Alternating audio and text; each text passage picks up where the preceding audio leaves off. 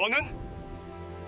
인파 속에서 신입 경호원의 선글라스가 미끄러져 떨어졌습니다. 그 순간 백만장자 한진태 회장은 숨이 멎는 듯 했죠. 25년 전 돌쟁이 딸을 안고 집을 사라진 아내와 똑같은 얼굴이 눈앞에 서 있었으니까요. 흔적도 없이 사라진 모녀, 찾고 찾아도 닿을 수 없었던 세월. 그런데 지금 눈앞에 그녀는 진짜 내 딸인 걸까요? 도대체 25년 전 그날 밤 무슨 일이 있었던 걸까요? 사연 시작 전 구독과 좋아요를 눌러주시고 어디서 듣고 계신지 댓글 남겨주시면 그곳으로 행운이 가득 깃들기를 바라겠습니다. 그날따라 하늘이 심상치 않았습니다. 아침부터 먹구름이 잔뜩 낀 하늘은 마치 무슨 일이 터질 것을 예고하듯 무겁게 내려앉아 있었죠.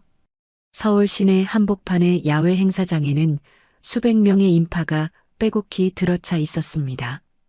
대한민국 건설업계의 대부라 불리는 한진태 회장의 기공식이 열리는 날이었거든요. 진태는 단상 위에서 테이프 커팅을 마치고 환하게 웃으며 손을 흔들었습니다. 55의 나이에 넓은 어깨와 당당한 걸음걸이, 그리고 수천억대 자산가다운 품격이 온몸에서 뿜어져 나왔죠. 하지만 화려한 미소 뒤에 숨겨진 그의 눈동자는 어딘가 텅 비어 있었습니다. 마치 속이 다 타버린 장작 같았어요. 성공은 했지만 행복하지 않은 사람. 진태는 그런 남자였습니다. 회장님, 차량 준비됐습니다. 귓가에 비서의 목소리가 들려왔습니다. 진태가 단상에서 내려와 차를 향해 걸음을 옮기려는 순간이었어요. 갑자기 하늘에서 굵은 빗방울이 쏟아지기 시작했습니다.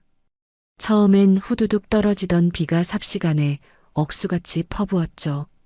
행사장은 순식간에 아수라장이 됐습니다. 우산을 펴려던 사람들이 서로 부딪히고 갑작스러운 돌풍에 우산이 뒤집히며 사방으로 튕겨나갔어요. 비명과 웅성거림이 빗소리에 뒤섞여 귀를 찢었습니다. 그때였습니다. 진태를 밀착 경호하던 여성 요원 하나가 재빠르게 그의 앞을 가로막았어요. 검은 정장에 짧게 묶은 머리카락, 그리고 눈을 가린 검은 선글라스.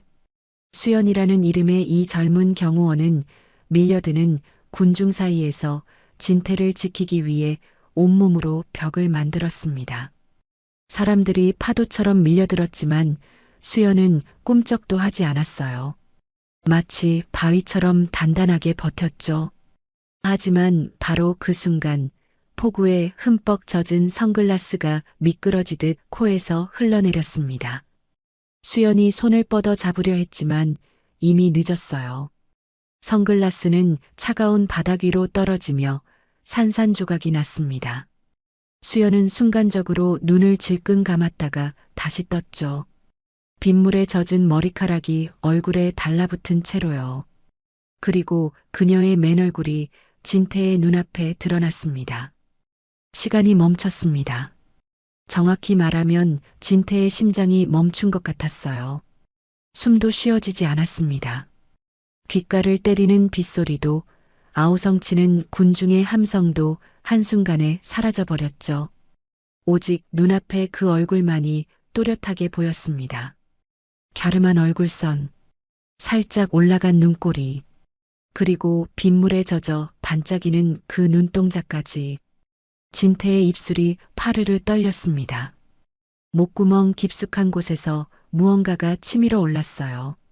참으려 해도 참을 수 없는 이름 하나가 저도 모르게 입 밖으로 새어나왔습니다. 명수가. 수연은 그 중얼거림을 듣지 못했습니다. 여전히 군중을 막느라 정신이 없었거든요. 하지만 진태는 그 자리에 뿌리 내린 듯 한 발짝도 움직일 수가 없었어요. 두 다리가 납덩이처럼 무거웠습니다. 25년입니다. 정확히 25년 전 장대비가 쏟아지던 어느 날 밤, 갓돌 지난 딸을 안고 사라져버린 아내가 있었습니다. 다시는 보지 못할 거라 생각했던 그 얼굴. 그 눈동자가 지금 자신의 눈앞에 서 있었어요. 세월의 때가 묻지 않은 젊고 아름다운 모습으로요. 물론 진태도 알았습니다. 눈앞의 여자가 아내일 리 없다는 것을요. 아내 명숙은 지금 살아있다면 50이 넘었을 테니까요. 하지만 저 얼굴은, 저 눈동자는 분명히 25년 전 빗속으로 사라졌던 명숙의 것이었습니다. 소름이 끼칠 정도로 똑같았어요. 회장님, 어서 이쪽으로. 비서가 진태의 팔을 잡아 끌었습니다. 진태는 정신없이 끌려가면서도 자꾸만 뒤를 돌아봤어요. 빗속에 서 있는 수연의 뒷모습이 점점 멀어져 갔습니다. 가슴 한쪽이 쥐어뜯기듯 아팠죠. 그렇게 억지로 차에 올라탄 진태는 회장실로 돌아오는 내내 한마디도 하지 않았습니다. 창밖을 때리는 빗줄기만 멍하니 바라봤어요. 머릿속에서는 25년 전의 기억이 쓰나미처럼 밀려들고 있었습니다. 회장실에 도착해서도 진태는 한동안 자리에 앉지 못했습니다. 떨리는 손으로 지갑을 꺼냈어요. 그 안에는 빛바랜 사진 한 장이 금방이라도 부서질 듯 끼워져 있었습니다. 20대 중반의 젊은 여인이 갓난아기를 안고 환하게 웃고 있는 사진이었죠. 모서리가 닳고 색이 바랜 흔적이 얼마나 오랫동안 이 사진을 만졌는지를 말해주고 있었어요. 진태의 눈가가 붉어졌습니다. 명숙, 그리고 딸 수연. 25년 전 어느 날 갑자기 사라져버린 두 사람이었습니다. 흔적도 없이, 말 한마디 없이요. 당시 어머니 최 여사는 아들을 다독이며 이렇게 말했었죠. 진태야, 그 여자는 처음부터 너를 이용한 거야. 사업이 안 되니까 도망간 거라고. 널 배신한 거야. 하지만 진태는 믿지 않았습니다. 아니, 믿을 수가 없었어요. 명숙은 그런 사람이 아니었거든요. 돈이 없어 라면으로 끼니를 때우던 시절에도 한 번도 불평하지 않았던 여자였습니다. 오히려 진태가 지쳐 쓰러질 것 같은 날이면 따뜻한 국물 한 그릇을 끓여 건네주며 웃어주던 사람이었어요. 그런 명숙이 왜 떠났을까요? 진태는 25년 동안 그 답을 찾지 못한 채 살아왔습니다. 낮에는 일에 파묻혀 지내고 밤에는 술에 의지해 겨우 잠들었죠. 성공이라는 이름의 달콤한 독약에 취해 하루하루를 버텨왔어요. 하지만 그 어떤 것도 가슴에 뚫린 구멍을 메워주지는 못했습니다. 그런데 오늘 그 구멍이 갑자기 불을 뿜기 시작했습니다. 진태는 사진 속 아기의 얼굴을 손가락으로 어루만졌습니다. 갓돌 지난 딸, 명숙이 품에 안고 떠났던 아이. 그 아이의 이름도 수연이었죠. 설마. 진태의 목소리가 떨렸습니다. 심장이 미친 듯이 뛰었어요. 두 손이 사시나무 떨듯 후들거렸습니다. 우연치고는 너무 많은 것이 맞아떨어졌습니다. 아내와 똑같은 얼굴, 딸과 똑같은 이름, 그리고 하필이면 자신의 경호원으로 배치된 운명까지요. 진태는 떨리는 손으로 비서실 버튼을 눌렀습니다. 김 비서, 지금 당장 올라와. 잠시 후 문이 열리고 비서가 들어왔습니다. 진태는 자리에서 일어나 창가로 걸어가며 물었어요. 목소리를 최대한 담담하게 유지하려 애썼지만 어깨가 미세하게 떨리는 것까지는 숨길 수 없었습니다. 오늘 현장에서 나를 경호했던 여자 요원 있잖아. 선글라스가 벗겨졌던 그 요원. 이름이 뭔가? 아, 박수연 요원 말씀이십니까? 이번에 실력이 좋아 특채된 친구입니다. 왜 그러십니까? 박수연. 진태의 심장이 쿵 내려앉았습니다. 성은 달랐지만 이름만큼은 25년 전 품에 안겨있던 그 아이와 똑같았어요. 진태의 손이 주먹을 쥐었어요. 부들부들 떨렸죠. 그 요원, 내일부터 내 전담 경호원으로 배치해. 비서가 당황한 표정을 지었습니다. 회장님, 전담 경호원은 이미 계시지 않습니까? 갑자기 바꾸시면 내가 바꾸라면 바꾸는 거야. 진태의 목소리가 날카로워졌습니다. 비서는 더 이상 반박하지 못하고 고개를 숙였죠. 1분 1초도 내 곁에서 떨어지지 않게 해. 어디를 가든 무슨 일이 있어도 반드시 그 요원이 나를 따라다니게 해. 비서가 나간 후 진태는 다시 창가에 섰습니다. 유리창에 빗줄기가 흘러내리고 있었어요. 마치 누군가의 눈물처럼요. 진태는 지갑 속 사진을 다시 꺼내 들었습니다. 젊은 시절의 명숙과 갓난아기 수연. 그리고 오늘 본 그 경호원의 얼굴이 머릿속에서 겹쳐졌어요. 정말 내가 맞니? 떨리는 속삭임이 텅 빈 회장실에 울려 퍼졌습니다. 내가 내 딸이냐고 수연아. 그리움과 두려움이 뒤섞인 눈동자에 형용할 수 없는 초조함이 서렸습니다. 25년이라는 세월의 무게가 어깨를 짓눌렀지만 진태는 알았어요. 이제 더는 도망칠 수 없다는 것을요. 그토록 찾아 헤매던 답이 어쩌면 코앞에 와 있을지도 모른다는 것을요. 비는 밤새 그치지 않았습니다. 빗줄기가 창을 때릴 때마다 진태의 가슴도 같이 두드려지는 것 같았죠. 진태는 새벽 내내 잠을 설쳤습니다. 목이 타들어가 물을 마셔도 소용이 없었어요. 가슴 한가운데가 뜨겁게 달아올라서 숨이 자꾸 짧아졌습니다. 결국 아직 어둠이 남아있는 시간에 회장실로 나왔습니다.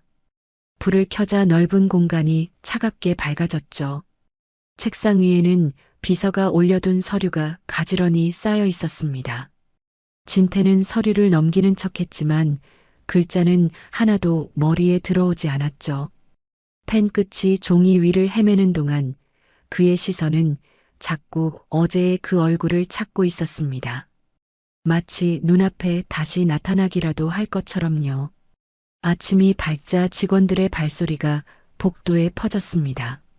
잠시 뒤 문 밖에서 또렷한 발소리가 들렸습니다.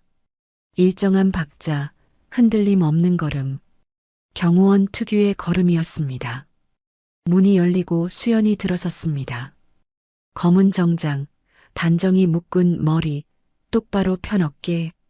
어제는 선글라스에 가려졌던 얼굴이 오늘은 형광등 아래 환히 드러났습니다. 진태는 순간 숨이 목에 걸렸죠. 마른 침이 꿀꺽 넘어갔어요. 수연은 책상 옆 회장과 출입문 사이를 동시에 볼 수 있는 자리에 섰습니다. 시선은 사방을 훑었지만 움직임은 조용했습니다. 손은 허리 앞에서 자연스럽게 모아졌고 목소리는 건조할 만큼 단정했죠. 회장님, 전담 경호 배치받은 박수연입니다. 진태는 고개를 들었다가 금세 시선을 내렸습니다. 마주보면 표정이 무너질 것 같았거든요. 그런데도 눈이 자꾸 올라갔습니다. 수연의 인매가, 미간이 너무나 익숙했습니다. 누가 속상한데도 참으려 할 때처럼 입술을 꼭 다물고 눈동자가 아주 조금 젖는 그 느낌까지요. 진태는 의자 팔걸이를 꽉 잡았습니다. 손바닥에 땀이 배었습니다. 목소리를 최대한 담담하게 만들려고 했지만 끝이 조금 갈라졌습니다. 박수연 요원. 예. 회장님. 진태는 잠깐 말을 멈췄습니다. 질문 하나가 목에서 걸려 나오지 않았어요. 물어보고 싶었지만 두려웠습니다.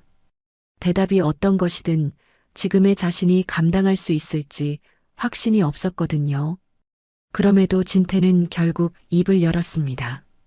자네, 혹시 부모님은 다 계신가? 수연의 눈동자가 진태를 똑바로 바라봤습니다. 당황한 기색이 아주 잠깐 스쳤지만 금세 정리됐어요. 수연은 경호원으로서 감정을 숨기는데 익숙한 사람이었습니다. 잠깐 숨을 고르고 낮고 고른 목소리로 말했습니다. 아버지는 제가 아주 어릴 때 돌아가셨다고 들었습니다. 어머니는 계십니다. 요즘 몸이 좀 안 좋으셔서 제가 모시고 있습니다. 돌아가셨다. 진태의 얼굴에서 피가 빠져나가는 듯 했습니다. 입술이 미세하게 떨렸고 눈꺼풀이 한번 크게 깜빡였습니다. 머릿속에서는 한 가지 생각이 번개처럼 지나갔습니다. 저 요원의 모친이 진짜 명숙이라면 내가 그렇게 전해졌을 수도 있겠구나. 명숙이 누구에게도 말하지 못한 사정이 있었을지도 모른다는 생각이 진태의 목을 조였습니다. 억울함이 치밀었다가도 금세 힘이 풀렸어요. 진태는 그 이유를 붙잡으려 했지만 머리가 하얘졌습니다. 대신 가슴 밑바닥에서 뜨거운 것이 올라왔죠. 분노와 죄책감이 뒤섞여 속이 뒤집히는 느낌이었습니다. 진태는 더 묻지 못했습니다. 한마디만 더 해도 눈물이 새어나올 것 같았거든요. 그는 천천히 자리에서 일어나 창가로 걸어갔습니다. 바깥에는 아직 젖은 회색 하늘이 남아 있었고 유리창에는 밤새 내린 비의 흔적이 길게 흘러내리고 있었습니다. 진태는 그 물자국을 멍하니 바라봤습니다. 마치 누군가의 울음이 그대로 남아있는 것 같았어요. 수연은 회장의 등을 바라봤습니다. 텔레비전에서 보던 강한 회장의 뒷모습과 달랐습니다. 어깨가 무겁게 처져 보였고 손끝이 살짝 떨렸죠. 수연은 속으로 생각했습니다. 왜 저분은 나를 볼 때마다 금방이라도 무너질 것 같은 눈을 하는 걸까? 잠시 정적이 흘렀습니다. 회장실 시계 초침 소리가 유난히 크게 들렸어요. 수연이 조심스럽게 물었습니다. 회장님, 오늘 일정 다시 확인해 드릴까요? 진태는 고개만 아주 작게 흔들었습니다. 대답 대신 목젖이 한번 꿀렁 움직였죠. 수연은 더 묻지 않았습니다. 경호원의 선은 지켜야 했으니까요. 다만 회장의 옆모습을 볼 때마다 마음 한구석이 이상하게 서늘했습니다. 그날 저녁 수연은 퇴근하자마자 지하상가로 내려갔습니다. 지상은 비가 잦아들어 공기가 차고 맑았지만 지하로 내려갈수록 습기가 피부에 달라붙었죠. 계단 벽에는 오래된 냄새가 배어 있었고 형광등은 조금씩 깜빡였어요. 희망 세탁소. 문을 열자 딸랑 소리가 나며 작은 종이 울렸습니다. 안쪽에서는 치익 소리와 함께 뜨거운 스팀이 올라오고 있었습니다. 젖은 옷감 냄새, 다림질한 천에서 나는 뜨끈한 냄새가 한꺼번에 코끝을 찔렀죠. 명숙은 낡은 앞치마를 두르고 다리미를 쥔 채 서 있었습니다. 손등은 거칠고 손가락 마디는 퉁퉁 부어 보였어요. 그래도 딸을 보자 입가가 풀렸습니다. 왔니, 우리 딸. 엄마, 오늘도 많이 바빴어? 응. 아휴, 이 동네는 왜 이렇게 다들 셔츠를 많이 입는지 모르겠다. 명숙은 웃으려 했지만 눈 밑에 피로가 진하게 깔려 있었습니다. 수연은 그 얼굴을 볼 때마다 마음이 쓰렸죠. 그래서 더 이번 전담 배치가 기뻤어요. 월급도 오르고 엄마 약값도 더 챙길 수 있을 테니까요. 수연은 가방을 내려놓고 물 한 컵을 따라 명숙 앞에 놓았습니다. 그리고 잠깐 망설였습니다. 오늘 하루 종일 마음에 걸린 일이 있었거든요. 엄마, 나 오늘부터 전담 경호 맡게 된 분 말이야. 명숙이 다리미를 잠깐 내려놓고 고개를 들었습니다. 응? 수연이 고개를 끄덕이며 말했습니다. 한진태 회장님이셔. 근데 엄마, 그분이 좀 이상해. 나를 계속 쳐다보셔. 마치 나를 아는 사람처럼. 그 이름이 명숙의 귀에 들어가는 순간이었습니다. 명숙의 손이 굳었습니다.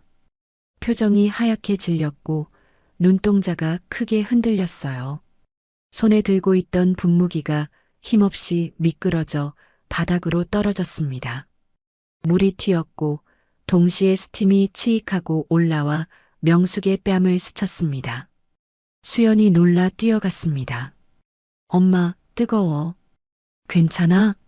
명숙은 뜨거운 줄도 모르는 사람처럼 수연의 손목을 꽉 움켜잡았습니다. 소나기 힘이 생각보다 세서 수연이 숨을 들이켰죠. 명숙의 목소리는 떨리고 있었습니다. 누구라고 했어? 다시 말해봐. 누구? 한진태 회장님. 명숙의 입술이 파르르 떨렸습니다. 숨이 가빠졌고 눈가가 순식간에 젖었어요. 명숙은 딸의 손을 놓지 못한 채 거의 애원하듯 말했습니다. 수연아, 그 일 그만두면 안 되겠니? 엄마가 무서워서 그래. 수연은 너무 놀라서 말이 막혔습니다. 엄마가 이런 톤으로 부탁하는 걸 본 적이 없었거든요. 수연은 웃으며 넘기려 했지만 목소리가 어색하게 갈라졌습니다. 엄마, 왜 그래? 나 이번에 월급도 많이 오르고 회장님도 나쁘지 않으셔.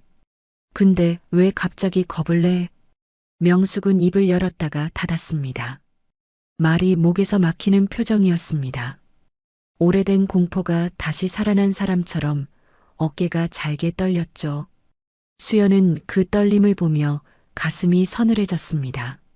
엄마, 나한테 말해줘. 무슨 일이야? 명숙은 대답 대신 고개만 저었습니다. 그리고 더 조용히, 더 간절하게 말했습니다. 그 사람 곁에 있으면 안 돼. 제발 수연아. 세탁소 안에는 스팀 소리만 치익치익 울렸습니다. 수연은 엄마의 얼굴을 바라보며 점점 더 혼란스러워졌습니다. 자신이 모르는 과거가 엄마의 눈 속에서 흔들리고 있었거든요. 그 시각 진태는 회장실 서재에서 혼자 앉아 있었습니다. 불은 낮게 켜져 있었고 책장 사이로 어두운 그림자가 길게 늘어졌습니다. 진태의 앞에는 인사기록 카드가 놓여 있었어요. 손끝이 떨려서 종이 끝이 아주 조금씩 움직였습니다. 진태는 그 글자를 뚫어지게 바라봤습니다. 박수연, 그리고 가족사항, 보호자 이름, 박명숙. 진태의 숨이 멎었습니다. 눈이 크게 떠졌고 목구멍에서 낮은 소리가 새어나왔죠. 명숙. 진태는 얼른 고개를 저었습니다. 아직은 모릅니다. 동명이인일 수도 있었어요. 그저 이름이 같다고 그 사람이라고 단정할 수는 없었죠. 그런데도 손끝이 차가워지고 심장은 더 빨리 뛰었습니다. 기대가 올라오는 게 무서워서 진태는 손바닥으로 이마를 세게 문질렀습니다. 진태는 주소를 봤습니다. 재개발 예정이라는 글자가 눈에 걸렸어요. 그는 아주 낮게 중얼거렸습니다. 이곳에 박명숙이 있다는 뜻인가? 진태는 비서실로 전화를 걸었습니다. 신호음이 한 번 울리고 바로 연결됐습니다. 김 비서. 예, 회장님. 진태의 목소리는 낮았지만 단단했습니다. 떨림을 억지로 눌러 담은 목소리였죠. 박수연 요원 인사기록에 있는 보호자 박명숙. 그분이 누구인지부터 조용히 확인해. 동명이인인지 내가 아는 그 사람인지 주소도 사실대로만. 흔적 남기지 말고. 전화를 끊은 뒤에도 진태는 카드에서 시선을 떼지 못했습니다. 마치 그 종이 한 장이 25년을 잠가두었던 문고리 같았어요. 진태는 알았습니다. 확정은 아니지만 닫혀있던 문이 흔들리기 시작했다는 걸요. 그 밤 지하 세탁소의 스팀 사이에서 떨고 있는 명숙의 손과 회장실 서재에서 떨고 있는 진태의 손이 보이지 않는 실로 서서히 이어지고 있었습니다. 다음 날 아침 문 앞에 서 있던 비서가 평소보다 조심스럽게 노크를 했습니다. 회장님, 김 비서입니다. 들어와. 문이 열리자 김 비서가 들어왔습니다. 확인됐나? 김 비서는 한 발짝 다가오더니 서류 한 장을 내밀었습니다. 그리고 입을 열었는데 목소리가 잠겼어요. 회장님 찾으시는 분이 맞습니다. 현재 한 지하상가에서 세탁소를 운영하고 계십니다. 순간 진태의 귀에서 모든 소리가 멀어졌습니다. 회장실의 시계 초침 소리도 복도에서 들리는 직원들의 발소리도 다 사라진 것 같았죠. 오직 김 비서의 말만 진태의 가슴을 그대로 때리고 있었습니다. 진태는 반사적으로 서류를 낚아챘습니다. 손끝이 얼얼했죠. 서류 위에는 사진 한 장이 붙어 있었습니다. 거기엔 명숙이 있었습니다. 아니, 진태가 기억하던 명숙과는 너무 달라서 처음엔 다른 사람 같았어요. 피부는 거칠어졌고 눈가에는 깊은 주름이 자리 잡았습니다. 입술은 말라 있었고 눈빛은 피곤에 찌든 사람의 눈이었죠. 그럼에도 진태는 알아봤습니다. 눈동자 깊숙한 곳에 남아있는 그 표정, 그 결이 명숙이었습니다. 진태는 갑자기 자리에서 일어났습니다. 의자가 바닥을 긁으며 뒤로 밀렸죠. 김 비서가 급히 따라붙었습니다. 회장님, 오늘 오전 회의가 취소해. 진태는 딱 그 말만 남기고 회장실 문을 열었습니다. 문이 탕하고 벽에 부딪히며 울렸어요. 김 비서가 다급하게 불렀지만 진태는 뒤돌아보지 않았습니다. 구두 굽소리가 복도를 날카롭게 쳤습니다. 딱딱 딱딱. 그 소리가 마치 누군가의 심장 박동처럼 빠르게 울렸어요. 차에 올라타자 운전기사가 조심스럽게 물었습니다. 회장님, 어디로 모실까요? 진태는 잠깐 입술을 열었다가 닫았습니다. 목소리가 나오지 않았거든요. 그는 서류에 적힌 주소를 운전기사 쪽으로 내밀었습니다. 손이 어찌나 떨리는지 종이가 사르르 떨렸어요. 여기로. 차가 출발하자 창밖 풍경이 빠르게 뒤로 밀려났습니다. 하지만 진태는 창밖을 보지 못했습니다. 그저 무릎 위에 놓인 사진만 바라봤어요. 사진 속 명숙은 웃고 있지 않았습니다. 진태가 기억하는 명숙은 늘 웃었습니다. 힘든 날에도 웃으면서 국을 끓여주던 사람이었죠. 그런데 사진 속 명숙은 웃는 법을 잊은 사람처럼 보였습니다. 진태는 속으로 중얼거렸습니다. 이게 다 내 탓인가? 왜 이제야? 왜 이렇게 늦었나? 그런 생각이 머리를 꽉 채웠어요. 차는 지하상가에 도착했어요. 재개발 예정이라는 현수막이 여기저기 붙어 있었고 오래된 건물들은 겉벽이 벗겨져 있었습니다. 진태는 차에서 내리며 순간 멈칫했어요. 발밑이 미끄러운 듯했고 무릎이 약해지는 느낌이 들었거든요. 진태는 낡은 상가 입구로 들어서 한 계단 내려갔습니다. 내려갈수록 숨이 막혔습니다. 계단 아래쪽에서 뜨거운 스팀 냄새가 섞여 올라왔거든요. 칙, 어딘가에서 다리미가 뿜는 소리가 들리는 듯 했습니다. 진태의 다리가 후들거렸어요. 자신이 왜 이러는지 머리는 알면서도 몸이 말을 듣지 않았어요. 그는 잠깐 계단 중간에서 멈춰 섰습니다. 손바닥으로 벽을 짚었습니다. 그리고 계단 끝 빛바랜 간판 하나가 눈에 들어왔습니다. 희망 세탁소. 간판의 글자는 오래되어 색이 바랬고 가장자리는 벗겨져 있었습니다. 유리문은 얇았고 안쪽이 훤히 비쳤습니다. 진태는 그 앞에서 그대로 멈췄습니다. 갑자기 발끝이 땅에 붙어버린 것 같았어요. 진태는 자기 모습을 잠깐 봤습니다. 윤이 나는 맞춤 정장, 반짝이는 구두, 손목에 감긴 고급 시계. 그런데 눈앞의 공간은 낡고 적고 어두웠습니다. 그 대비가 너무 잔인했죠. 진태는 숨을 들이마시려 했는데 숨이 목에서 걸렸습니다. 그는 떨리는 손으로 문 손잡이를 잡으려 했죠. 그런데 손가락이 말을 듣지 않았어요. 손잡이에 닿기도 전에 손이 허공에서 떨렸습니다.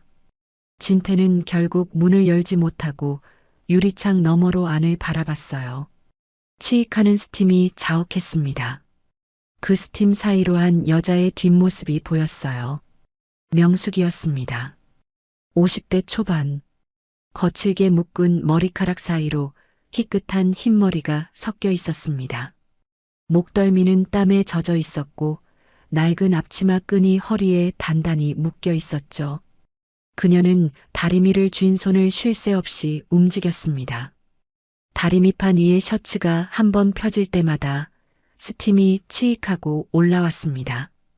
그 어깨가 진태가 기억하는 어깨보다 훨씬 작아 보였습니다.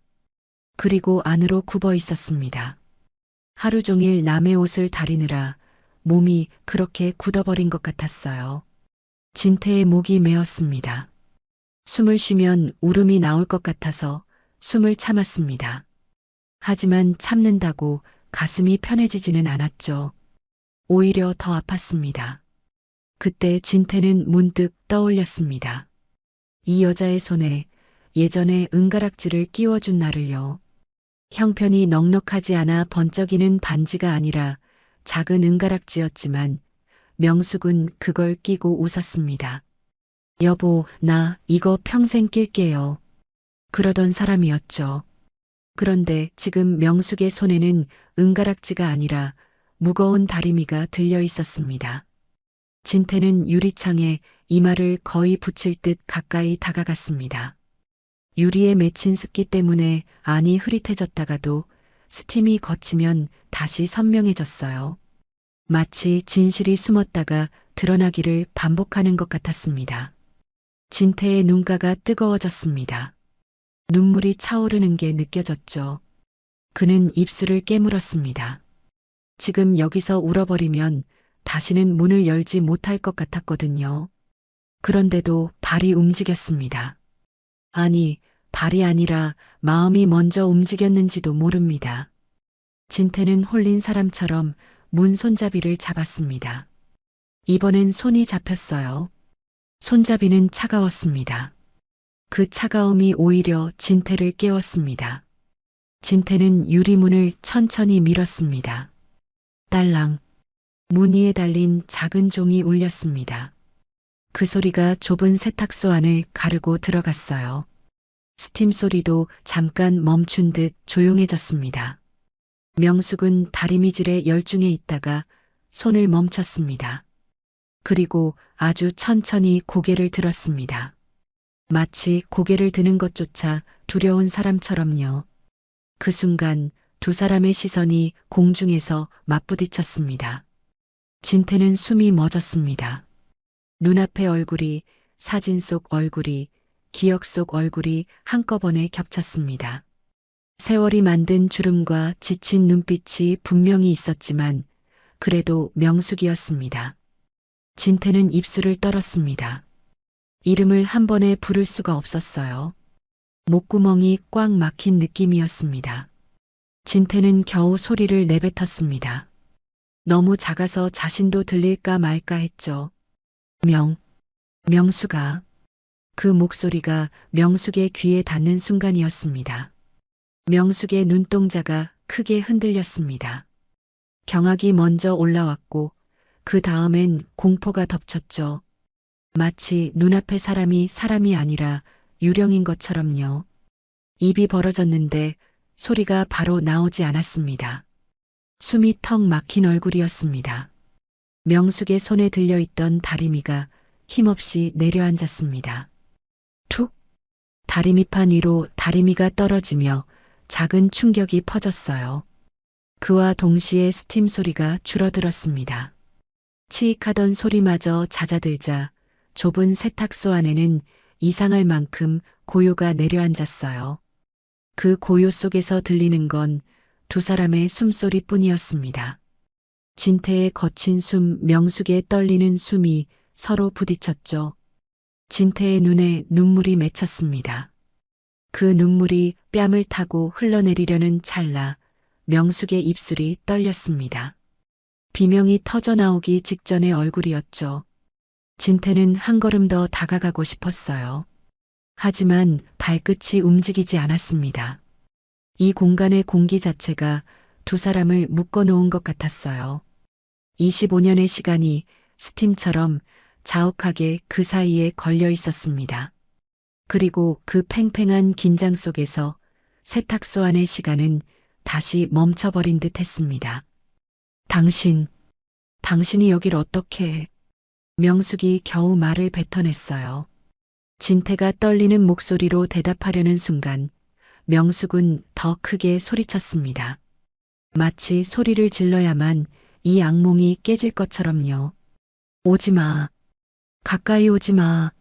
명숙은 주변을 허둥지둥 더듬더니 옷걸이를 움켜잡았습니다. 얇은 철사 옷걸이가 손에 찌그러질 만큼 세게 쥐었어요.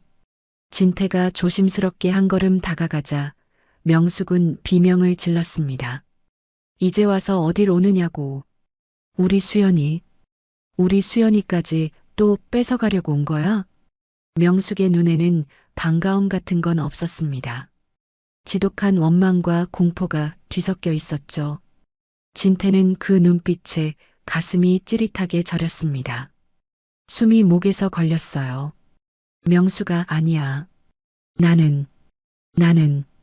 진태가 손을 뻗자 명숙은 옷걸이를 앞으로 겨누듯 들었습니다. 손대지 마. 당신 손, 나한테는 칼이야. 진태는 그 자리에서 굳어버렸습니다. 자신의 손이 칼이라니. 말이 너무 아파서 가슴이 쿵 내려앉았죠.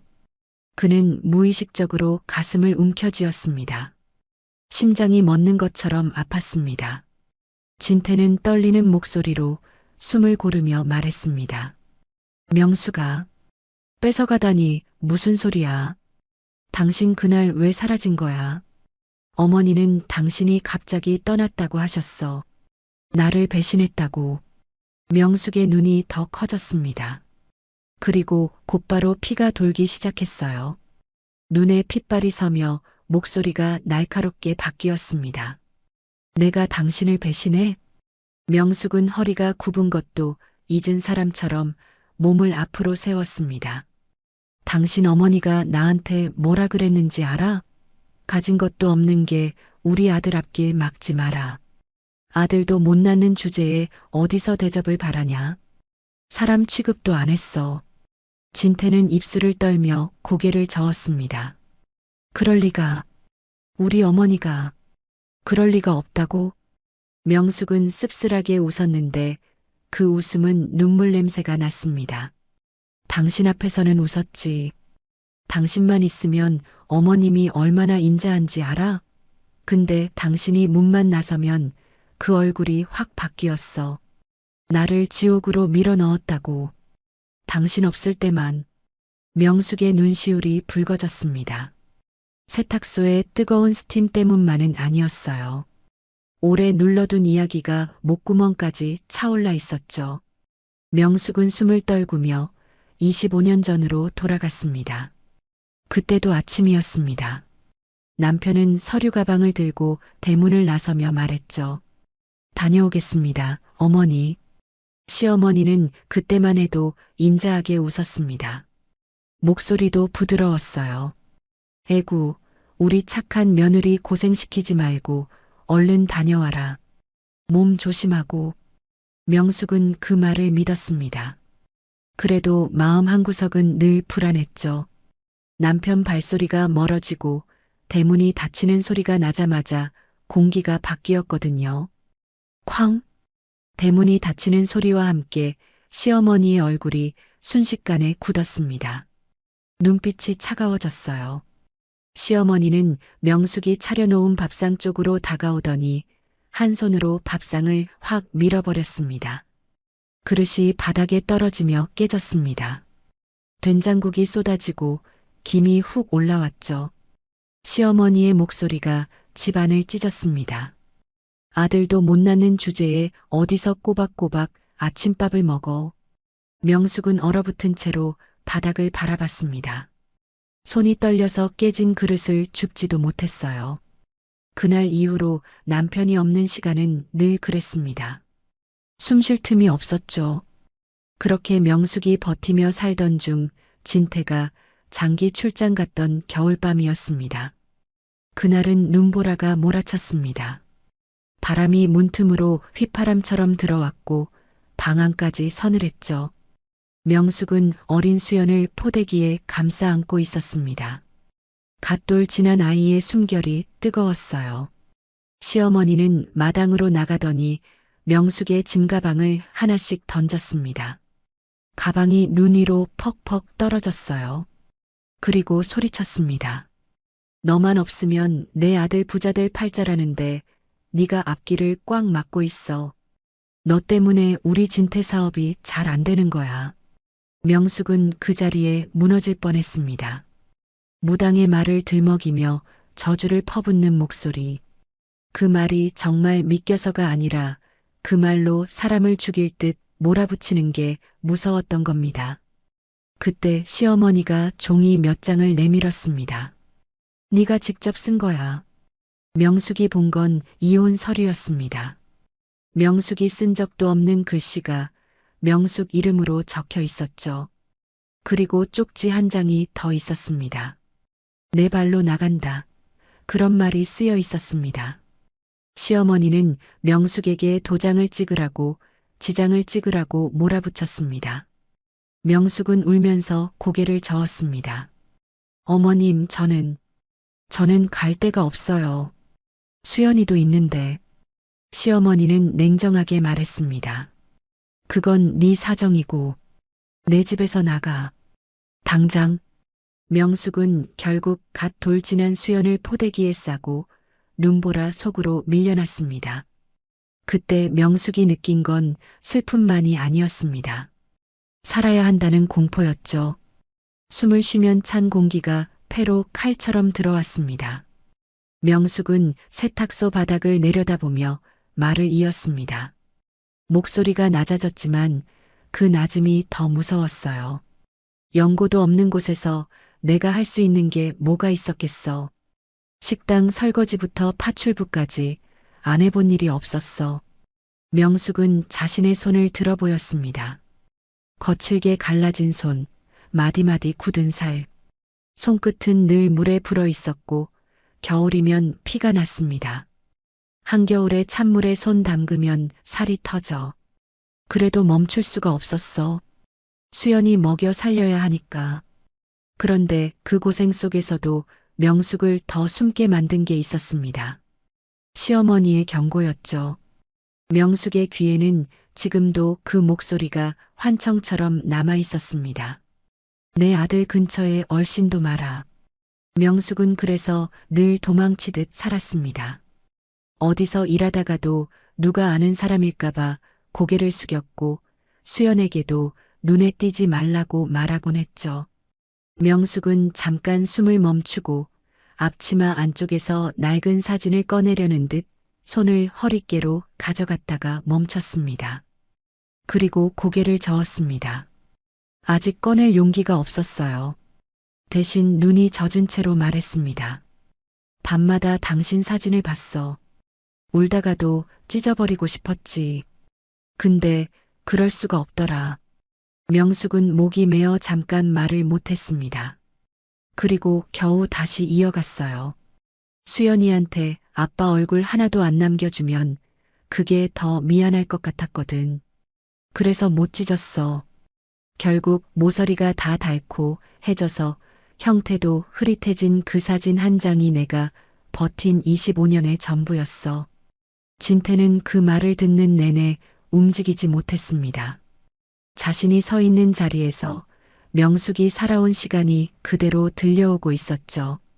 화려한 회장이라는 이름으로 달려온 세월이 이 좁은 지하 세탁소 앞치마 하나 앞에서 너무 초라해 보였습니다.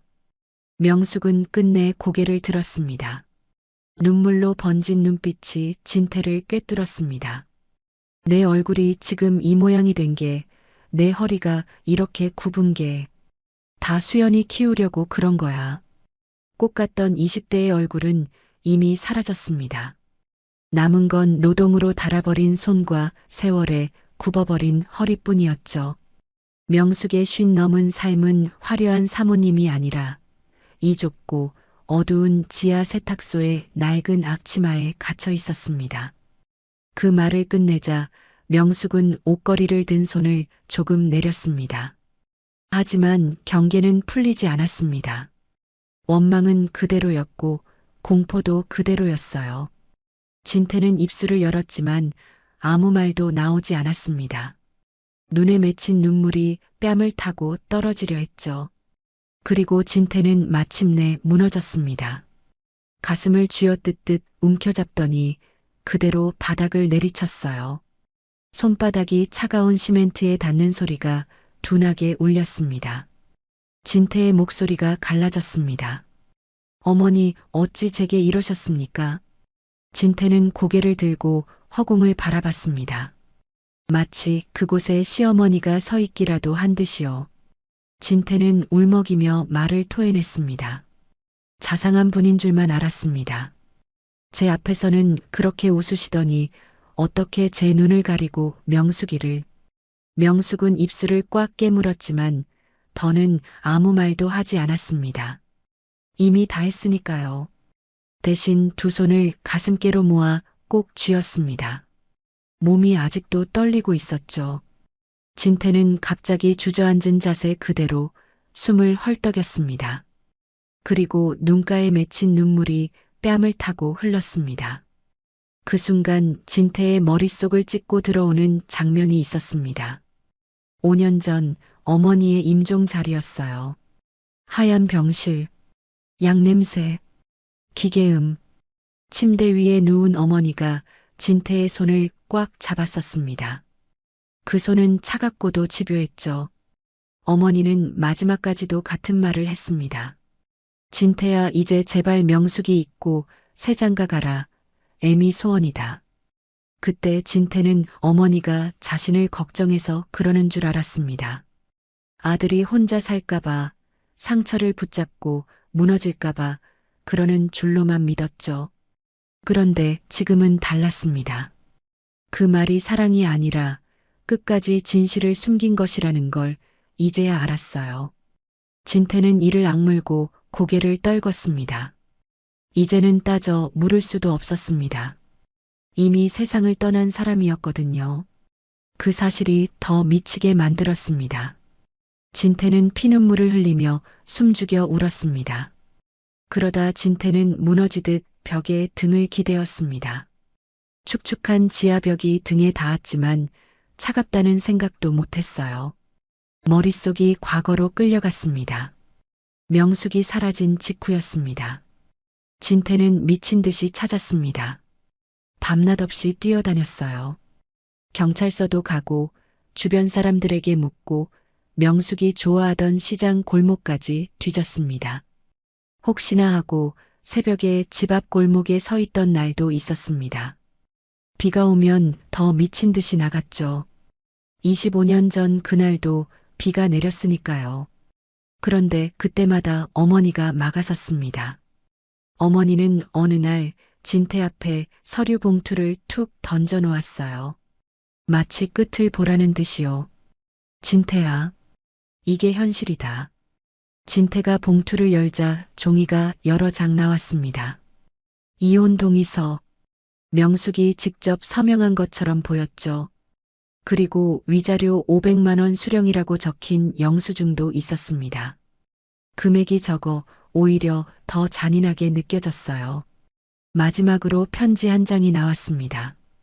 또박또박 적힌 글씨. 다른 남자와 새 출발하겠다. 그 한 줄이 진태의 가슴을 찢었습니다.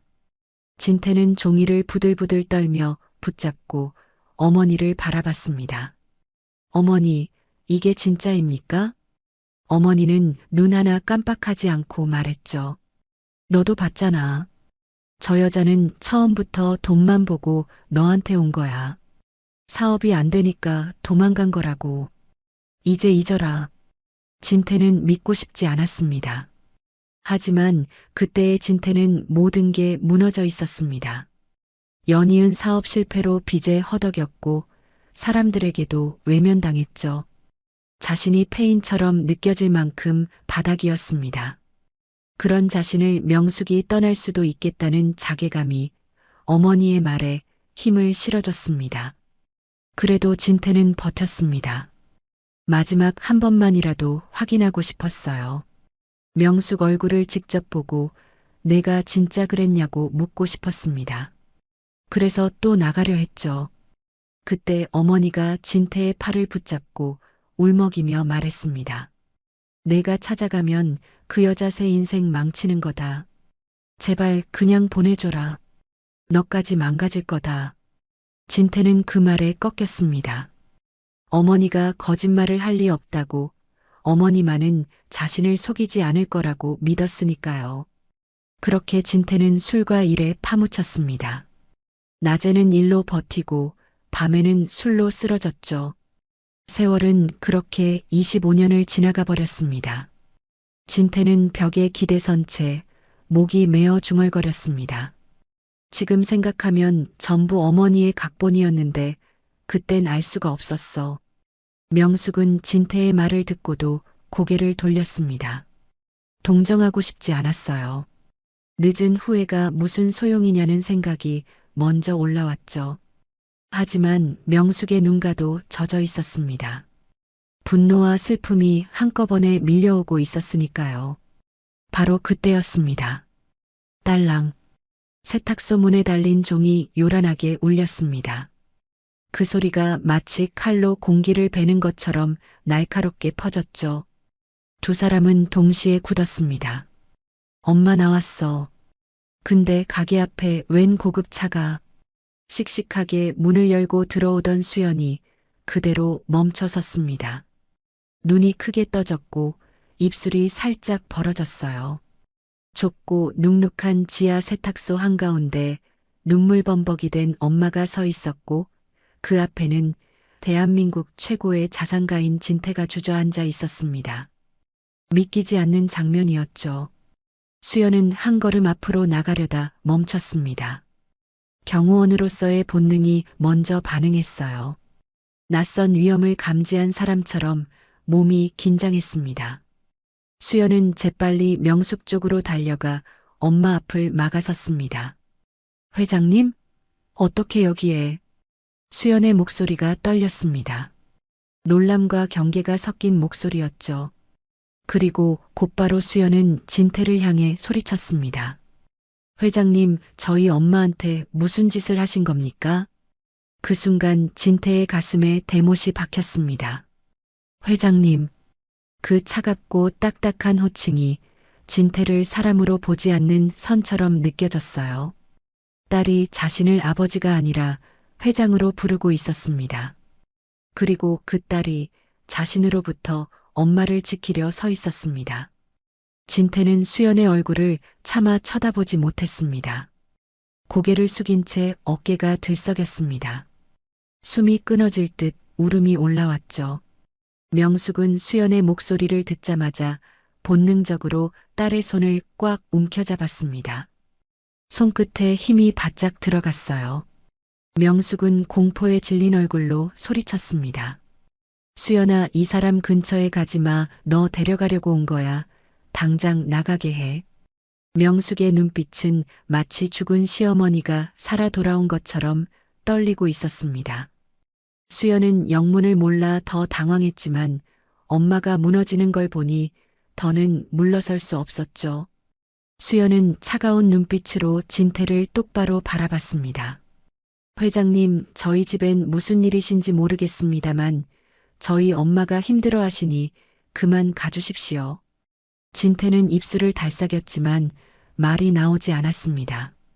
지금 무슨 말을 해도 변명처럼 들릴 것 같았어요. 그는 주머니 속을 만졌습니다. 25년 전 사진이 들어 있었습니다. 꺼내서 보여주면 뭔가 달라질까 싶었죠. 하지만 손이 움직이지 않았습니다. 이 상황에서 그 사진을 꺼내는 건 더 큰 상처가 될 것 같았습니다. 진태는 비틀거리며 일어났습니다. 무릎이 잠깐 휘청했어요. 수연은 본능적으로 한 발 앞으로 나섰지만 명숙이 더 세게 수연의 손을 잡아당겼습니다. 진태는 아무 말도 하지 못한 채 고개만 숙이고 세탁소 밖으로 나갔습니다. 도망치듯이요. 계단을 올라가는 발소리가 정신없이 울렸습니다. 진태는 밖으로 나오자마자 목에서 절규가 터져 나왔습니다.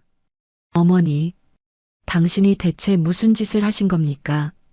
죽은 자에 대한 원망과 산 자에 대한 죄책감이 뒤엉켜 진태의 울음이 처절하게 들렸습니다. 운전기사의 차를 타고 겨우 저택에 도착했을 때 진태는 코트를 벗지도 못한 채 거실 한가운데 멈춰 섰습니다. 집안은 너무 조용했어요. 어머니가 살아있을 때는 늘 사람 소리와 잔소리가 맴돌던 곳인데 지금은 빈집 같은 정적만 남아 있었습니다. 진태는 천천히 서재로 들어갔습니다. 책장 옆 오래된 장식장 아래에 숨겨진 작은 금고가 있었습니다. 어머니 것이었죠. 진태는 그 금고를 한 번도 제대로 열어본 적이 없었습니다. 어머니가 남긴 물건을 뒤지는 게 불경스럽게 느껴졌거든요. 하지만 오늘은 달랐습니다. 어머니가 숨긴 진실이 명숙과 수연의 삶을 부숴놓았다는 걸 이제는 알았으니까요. 진태는 비밀번호를 눌렀습니다. 손끝이 떨려 숫자를 한번 잘못 누르기도 했죠. 띡 하는 소리 뒤에 금고 문이 천천히 열렸습니다. 안에는 봉투와 장부 그리고 오래된 계약서 뭉치가 빽빽하게 들어 있었습니다. 서류에서 묵은 종이 냄새가 올라왔어요. 진태는 맨 위에 놓인 서류를 꺼냈습니다. 거기에는 낯익은 이름이 찍혀 있었습니다. 김이사. 어머니가 유난히 믿었던 사람, 비서 출신으로 어머니의 뒤처리를 도맡아 하던 사람이었죠. 진태의 턱이 굳었습니다. 서류를 넘길수록 내용이 더 선명해졌어요. 누가 언제 누구를 만나 어떤 돈을 줬는지, 어떤 일을 시켰는지, 날짜와 금액이 적혀 있었습니다. 그리고 그 속에 명숙의 이름이 있었습니다. 미행, 협박, 강요. 이혼 서류에 지장을 찍게 만들었다는 기록까지요. 진태의 손이 종이를 찢을 듯 떨렸습니다. 명숙이 취직하려 할 때마다 이상하게 일이 끊겼던 이유도, 주소를 옮기면 또 누가 쫓아오는 것 같던 이유도 모두 여기 적혀 있었습니다. 어머니가 김이사를 통해 아들 몰래 뒤에서 손을 쓴 겁니다. 진태는 이를 악물었습니다. 목소리가 낮게 새어나왔죠. 어머니, 그게 다 어머니가 한 일이었습니까? 그 순간 진태는 더 기다릴 수 없었습니다. 그는 곧바로 전화기를 들었습니다. 김이사, 지금 당장 들어와. 잠시 뒤 김이사가 집무실로 들어섰습니다. 평소처럼 능청스러운 웃음은 없었습니다. 얼굴빛이 창백했고 넥타이를 만지작거리는 손이 어색하게 떨렸죠. 진태는 책상 위에 서류를 탁 내려놓았습니다. 이거 설명해. 김이사의 눈이 서류로 떨어지는 순간 얼굴이 굳었습니다. 입술이 바짝 말라서 침을 삼키는 소리가 들릴 정도였어요. 그는 억지로 웃으려 했습니다. 회장님, 그건 오래전 일입니다. 돌아가신 최 여사님과 관련된. 진태가 책상을 주먹으로 쾅 내리쳤습니다. 입 다물어. 명숙을 미행하고 협박한 게 너냐? 이혼 서류에 억지로 지장 찍게 만든 게 너냐? 김이사는 결국 고개를 떨궜습니다. 목소리가 갈라졌어요. 회장님, 저는 최 여사님이 시키는 대로만 했을 뿐입니다. 명숙 씨가 회장님 앞길 망칠 사주라며 돈을 써서라도 떼어놓으라고 하셨습니다. 그 말이 끝나자 진태의 눈빛이 변했습니다. 분노가 차갑게 가라앉는 눈이었죠. 믿었던 사람이었습니다. 회사의 중요한 일도 맡기고 집안일까지 믿고 맡겼던 사람이요. 그런데 그 사람이 어머니와 손잡고 명숙을 벼랑 끝으로 밀었다니 진태는 온몸이 떨렸습니다. 너는 그걸 알면서도 했어? 김이사는 변명처럼 말을 쏟아냈습니다. 회장님, 최 여사님이 얼마나 무서운 분이셨는지 아시지 않습니까? 저는 거역을. 그만해. 진태는 서류를 한 장 더 던졌습니다. 거기에는 편지와 관련된 메모가 묶여 있었습니다. 언제 어떤 편지를 가로채 처리했는지, 불태웠는지까지 적혀 있었죠. 진태의 목소리가 깨졌습니다. 명숙이 보낸 편지들, 다 내가 막았어? 김이사는 눈을 피했습니다. 그 침묵이 대답이었죠. 진태는 숨이 막혔습니다. 명숙이 쫓겨난 뒤에도 수없이 편지를 보냈을 겁니다. 그럼에도 자신에게 한 장도 오지 않았던 이유. 이제야 알았어요. 진태의 머리가 멍해졌습니다. 그때 알았다면 25년이 이렇게 흘러가진 않았을 텐데요.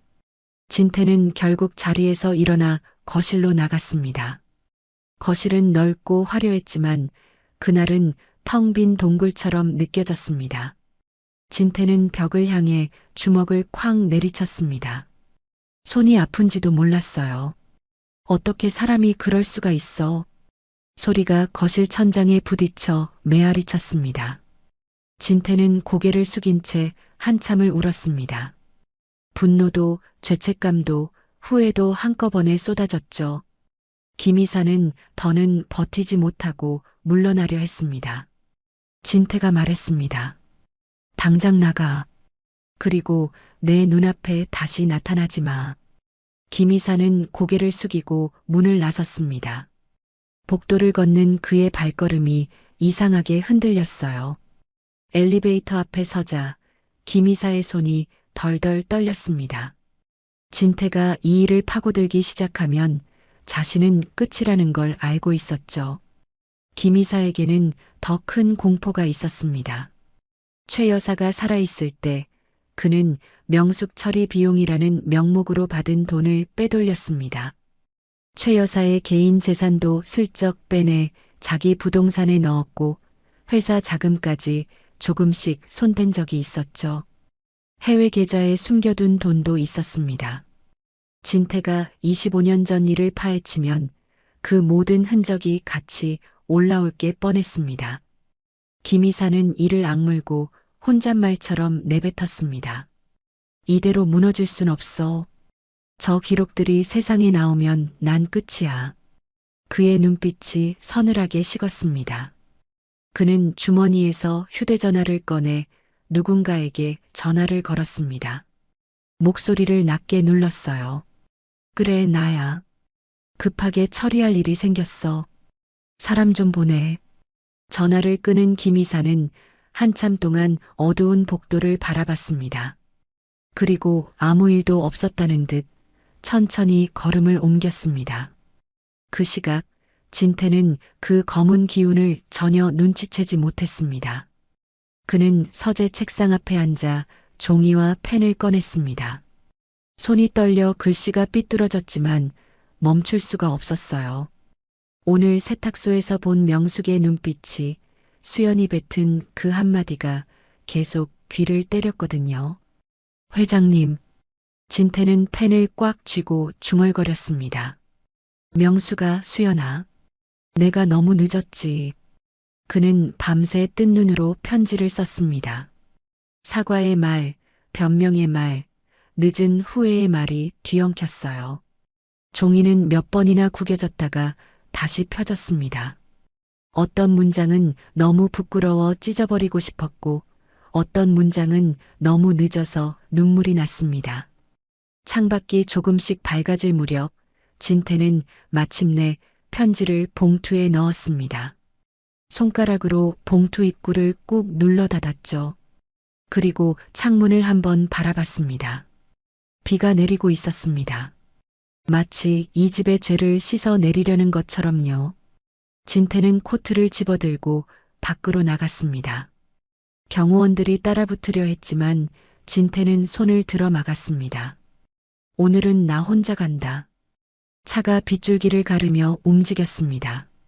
진태는 조수석에 편지를 꼭 쥐고 있었습니다. 무릎 위에서 봉투가 젖을까봐 손바닥으로 감싸쥐었죠. 그리고 멀리서 진태의 차를 바라보는 시선이 있었습니다. 차창 너머 어딘가에 숨어 움직임을 놓치지 않는 눈이었어요. 진태는 몰랐습니다. 자신이 다시 세탁소로 가는 길이 누군가에게는 마지막 기회가 되고 있다는 것을요. 비는 낮에 그쳤지만 지하상가의 공기는 더 눅눅해졌습니다. 진태는 세탁소 근처에 차를 세워두고도 한참을 내리지 못했어요. 품 안에는 밤새 쓴 편지가 있었습니다. 봉투가 구겨질까봐 손바닥으로 조심히 감싸쥐었죠. 하지만 세탁소 앞에 다시 서보니 편지 한 장으로는 아무것도 바꿀 수 없을 것 같았습니다. 명숙의 눈빛, 수연의 차가운 목소리.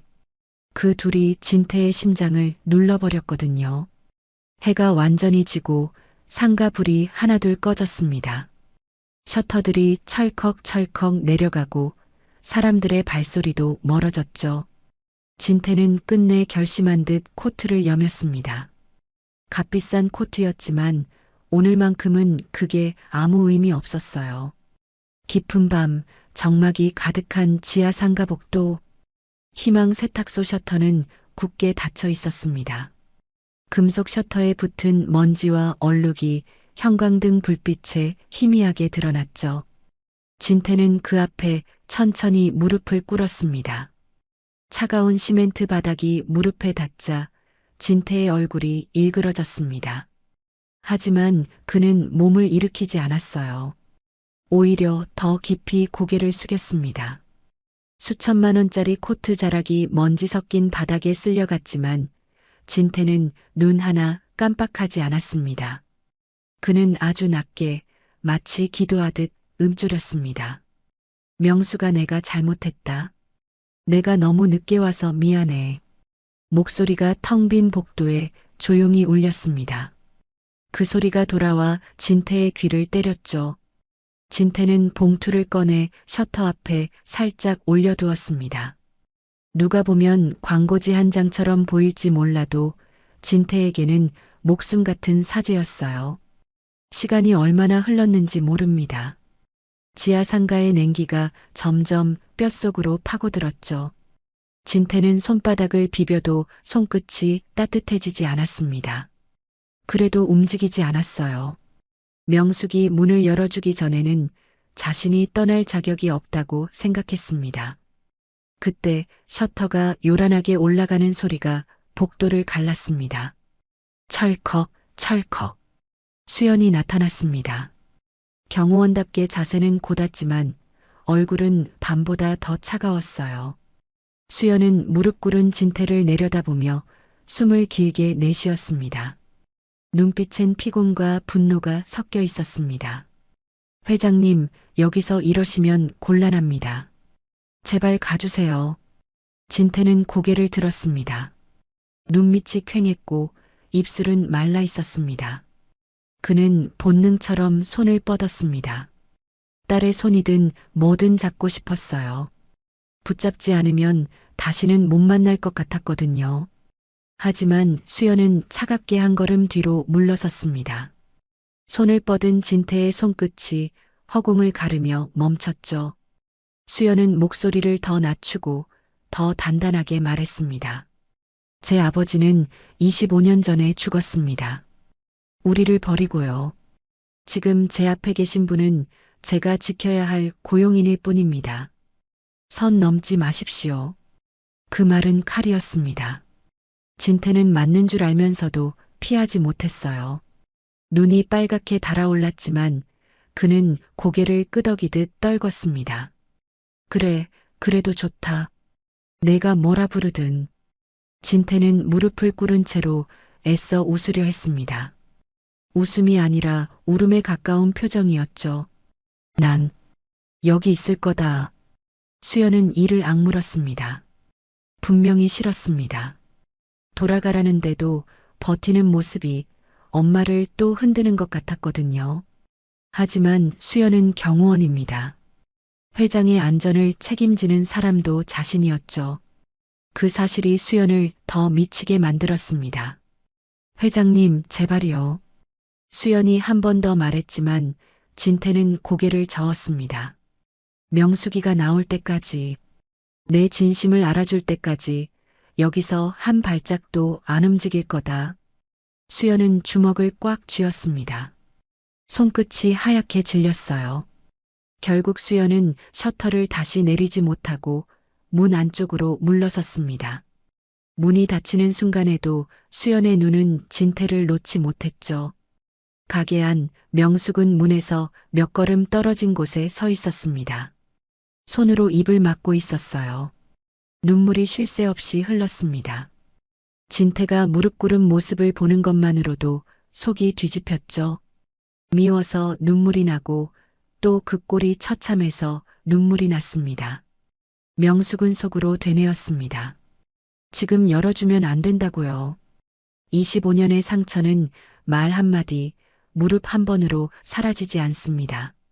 그런데도 문틈으로 들려오는 진태의 낮은 목소리가 명숙의 가슴을 자꾸만 흔들었습니다. 시간은 무심하게 흘렀습니다. 새벽이 깊어질수록 지하상가의 냉기가 뼈를 찔렀어요. 진태의 어깨가 조금씩 떨렸고 숨이 거칠어졌습니다. 그래도 그는 버텼습니다. 눈꺼풀이 내려앉아도 고개를 들려 애썼죠. 수연은 가게 안으로 들어가지 못한 채 현관문 바로 뒤에 서 있었습니다. 문과 셔터 사이의 얇은 틈으로 바깥을 살피면서요. 마음은 두 갈래로 찢어졌습니다. 증오가 끌어올라서 당장 내쫓고 싶은데 동시에 혹시라도 저 사람이 쓰러지면 자신이 지켜야 하는 건 아닌가 하는 생각이 들었죠. 수연은 입술을 깨물며 혼잣말처럼 중얼거렸습니다. 왜 하필 지금 나타나서. 어느덧 동이 터올 시간이었습니다. 새벽 공기가 하얗게 서릴 만큼 차가워졌어요. 진태는 추위와 피로에 지쳐 고개를 떨구고 있었습니다. 무릎은 감각이 거의 없었고 손끝은 굳어버린 듯 했습니다. 그때였죠. 상가 복도 끝에서 발소리가 들렸습니다. 하나가 아니라 여럿이었어요. 빠르고 거친 발걸음. 조용한 지하 복도에서 그 소리는 더 크게 울렸죠. 수연은 문틈으로 그쪽을 봤습니다. 정체 모를 남성 서너 명이 빠른 속도로 다가오고 있었습니다. 모자와 마스크로 얼굴을 가렸고 어깨가 잔뜩 올라가 있었어요. 눈빛에는 망설임이 없었습니다. 수연의 등이 서늘해졌습니다. 직감이 말해줬죠. 저 사람들은 그냥 지나가는 사람이 아니었어요. 그들의 목적은 단순한 협박이 아니었습니다. 진태가 어머니 금고에서 가져온 비밀 기록, 김이사의 25년 횡령과 배임을 증명할 장부와 문서들, 그걸 빼앗으려는 겁니다. 필요하다면 영원히 입을 막을 생각까지 품고 있는 눈이었습니다. 수연은 문고리를 꽉 잡았습니다. 소나기에 힘이 들어갔고 눈동자가 날카롭게 바뀌었습니다. 복도 끝에 그림자들이 살기를 띤 채 가까워졌습니다. 진태는 아직 고개를 들지 못하고 있었습니다. 복도 끝에서 다가오던 그림자들이 어느새 바로 앞까지 와 있었습니다. 그때 남성 하나가 진태 쪽으로 성큼 다가오며 거칠게 말했습니다. 어이, 일어나. 잠깐 얘기 좀 하자. 목소리에 기름기 없는 살기가 묻어 있었습니다. 다른 둘은 양옆으로 벌어져 길을 막았고 한 명은 주변을 힐끔거리며 감시하듯 서 있었죠. 그들은 손을 주머니에 넣은 채였는데 그게 더 위험해 보였습니다. 수연은 문고리를 놓고 뛰쳐나갔습니다. 셔터 옆으로 몸을 빼며 진태와 괴한들 사이에 정확히 섰습니다. 눈빛이 순식간에 바뀌었습니다. 차갑고 날카롭게 훈련된 사람의 눈이었죠. 회장님, 제 뒤로 피하세요. 수연이 낮게 외치자 진태가 고개를 들었습니다. 무슨 일이 벌어지는지 이해도 못한 얼굴이었어요. 그 순간 수연이 괴한들을 향해 소리쳤습니다. 누구냐? 당장 멈춰. 괴한 하나가 비웃듯 고개를 비틀었습니다. 경호원이네. 귀찮게 됐네. 말이 끝나기도 전에 그들이 동시에 달려들었습니다. 수연은 발을 단단히 디뎠습니다. 팔을 뻗어 첫 번째 남성의 손목을 쳐내고 곧바로 어깨를 밀어 균형을 무너뜨렸죠. 몸이 부딪히는 둔탁한 소리가 복도에 울렸습니다. 진태는 멍하니 그 장면을 봤습니다. 자신을 지키려고 수연이 몸을 던지고 있었습니다. 그 작고 단단한 등, 좀 전까지만 해도 자신을 회장님이라 부르며 차갑게 쏘아보던 눈동자. 그런데 지금 그 눈동자는 오직 하나만 보고 있었죠. 위험을, 그리고 자신을. 진태의 가슴이 미어졌습니다. 눈앞이 흐려졌어요. 입술이 떨렸습니다. 수연아. 하지만 수연은 돌아볼 틈도 없었습니다. 괴한 둘이 동시에 덤벼들었고 수연은 한 걸음 뒤로 물러나며 진태 쪽을 등지지 않으려 애썼습니다. 경호원은 대상에게 등을 보이지 않는다고 몸이 먼저 배워버린 습관이었죠. 그러던 순간 옆에 있던 괴한 하나가 주머니에서 무언가를 꺼냈습니다. 짧고 날카로운 금속이 형광등 불빛에 번쩍였습니다. 그 날카로운 금속이 진태 쪽으로 움직였습니다. 안 돼. 수연의 목소리가 찢어지듯 터졌습니다. 이성으로 생각할 시간도 없었어요. 수연의 몸이 먼저 진태를 향해 움직였습니다. 진태의 어깨를 거칠게 밀쳐내고 자신이 그 자리를 대신 받았습니다. 순간 날카로운 통증이 옆구리를 갈랐습니다. 수연의 숨이 확 끊겼습니다. 눈이 커졌다가 금세 흔들렸죠. 붉은 피가 검은 정장 위로 번져나왔습니다. 그리고 차가운 시멘트 바닥 위로 툭, 툭 떨어졌습니다. 그럼에도 수연은 주저앉지 않으려 버텼습니다. 이를 악물고 팔을 들어 괴한을 밀어냈죠. 몸이 비틀거리면서도 끝까지 진태 앞을 가로막았습니다. 경호원으로서의 본능이 아니면 피가 당기는 본능이었을지도 모릅니다. 괴한들은 상황이 커졌다는 걸 느낀 듯 서로 눈빛을 주고받았습니다. 누군가 낮게 욕을 뱉었고 다음 순간 그들은 뒤로 물러나 달아났습니다. 발소리가 복도 끝으로 멀어졌죠. 그제야 진태가 움직였습니다. 수연아. 진태는 비명처럼 외치며 수연을 붙잡았습니다. 수연의 몸이 그의 품으로 무너져 내렸어요. 진태는 손이 떨려 어디를 눌러야 할지도 몰랐습니다. 피가 손바닥에 묻자 진태는 더 겁에 질렸죠. 정신 차려라. 안 된다, 수연아. 진태는 자신의 겉옷을 벗어 던지듯 풀어헤치고 수연의 상처를 압박했습니다. 손으로 누르는데도 피가 새어나왔어요.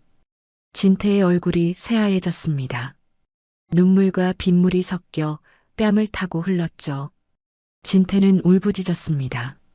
수연아, 아빠가 다 잘못했다.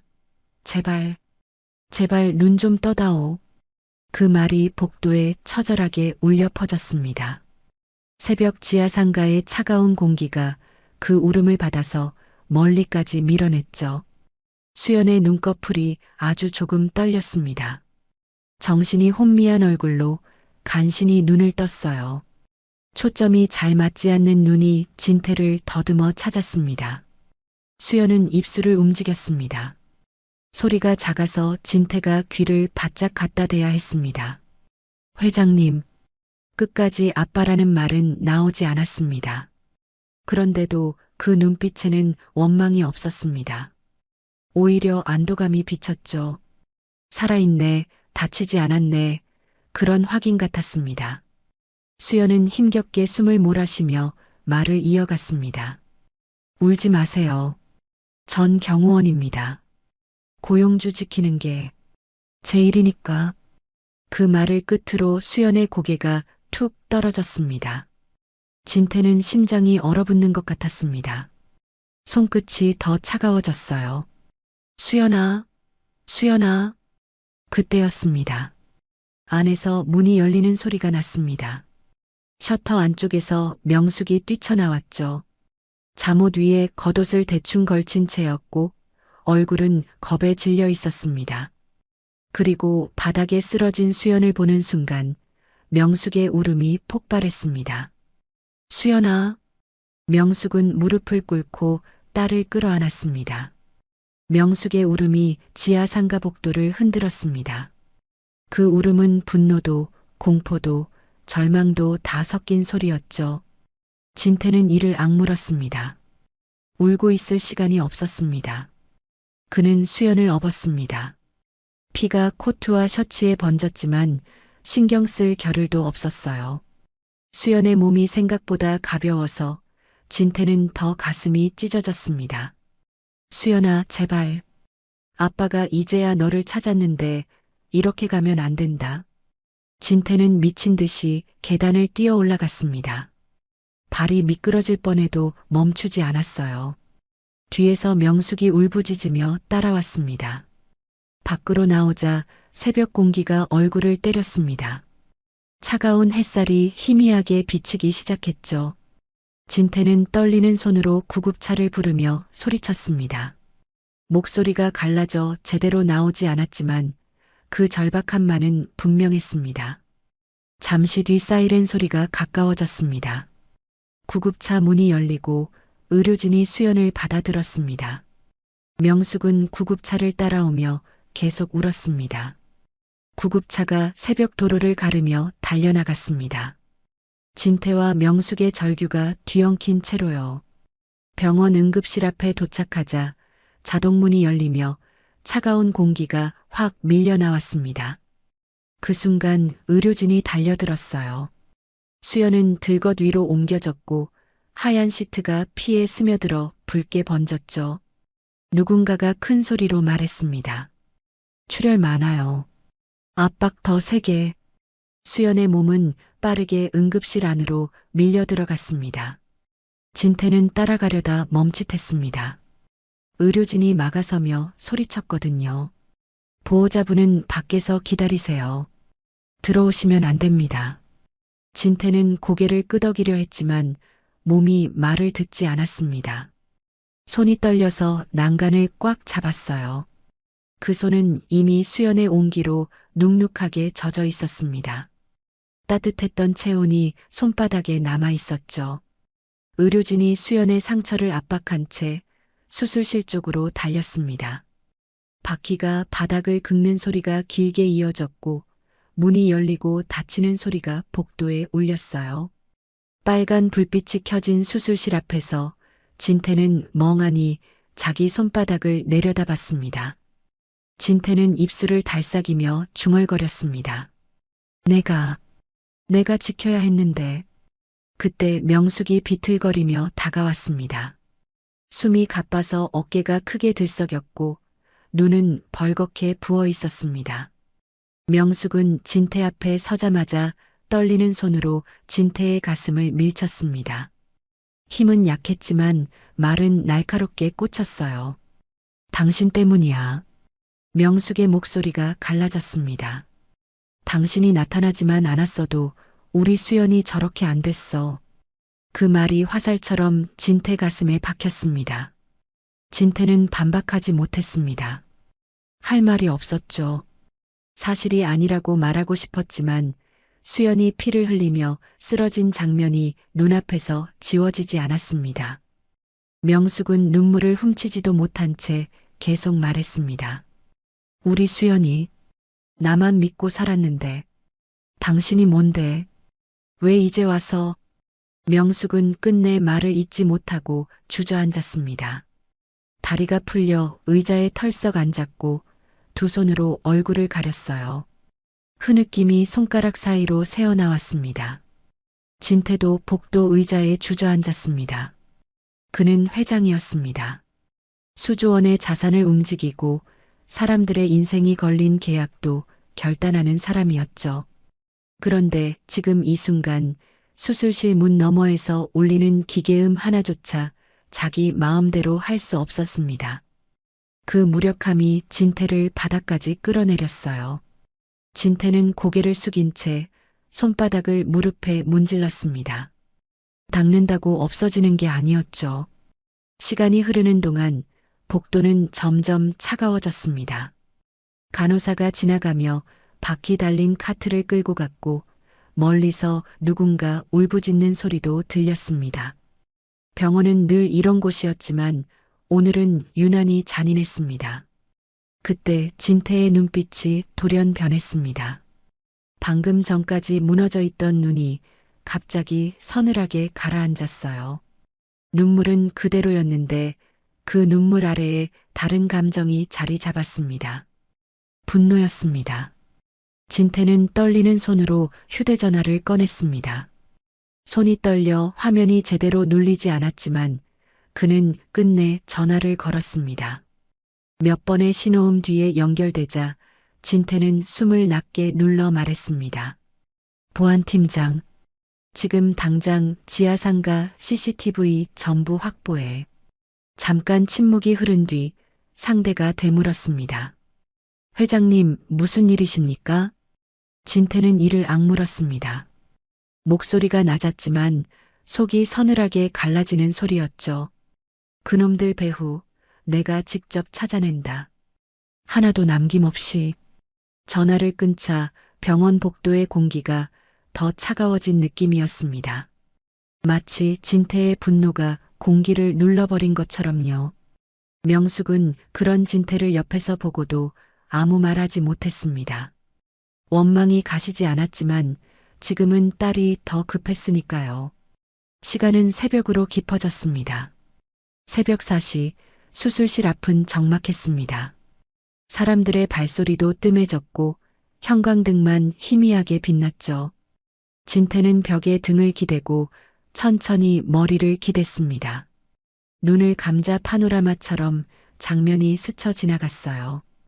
갓 돌이던 수연의 작은 손, 사진 속에서 웃던 명숙의 얼굴, 그리고 오늘 자신을 향해 차갑게 회장님이라 부르던 수연의 눈동자.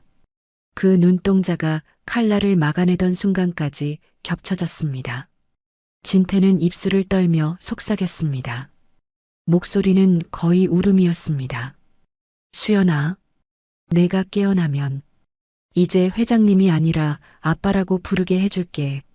진태는 한숨을 삼키듯 말을 이어갔습니다. 내가 싫다고 해도 내가 그렇게 부를 거다. 그토록 단단했던 어깨가 그제야 작게 들썩였습니다. 진태는 고개를 숙인 채 소리 없이 울었습니다. 울음이 목에서 막혀 나오지 않으니 더 아팠죠. 얼마나 지났을까요? 수술실 위에 켜져 있던 붉은 등이 마침내 꺼졌습니다. 문이 열리며 의사가 초췌한 얼굴로 나왔습니다. 마스크 위로 보이는 눈이 지쳐 있었어요. 진태는 벌떡 일어섰습니다. 선생님, 수연이는? 의사는 숨을 고르고 말했습니다. 고비는 넘겼습니다만 아직 의식은. 그 말이 끝나기도 전에 진태는 중환자실 쪽으로 달려갔습니다. 바닥이 미끄러운 것도 다리가 풀리는 것도 느껴지지 않았어요. 유리창 앞에 도착하자 그는 숨을 크게 들이마셨습니다. 유리창 너머에는 수연이 누워 있었습니다. 얼굴은 창백했고 여러 기계가 연결돼 있었습니다.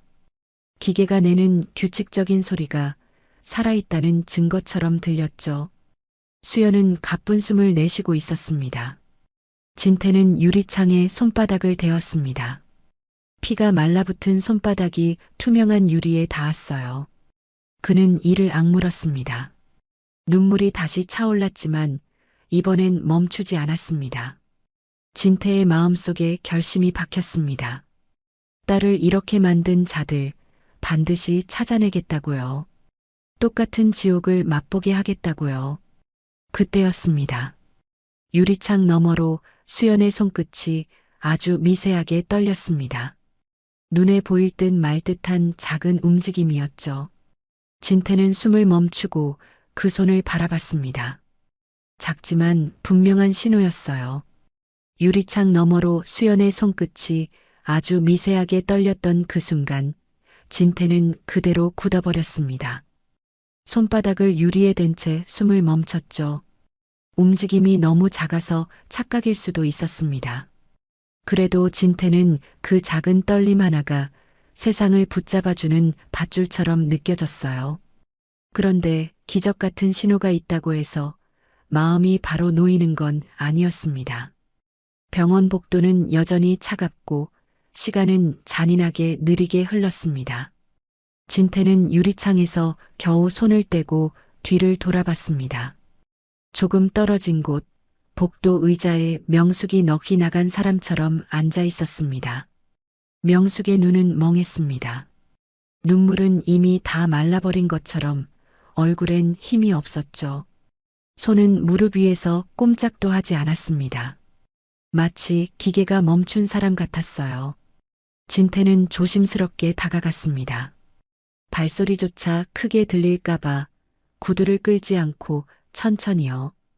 그리고 아주 조심스럽게 명숙의 어깨에 손을 올리려 했습니다.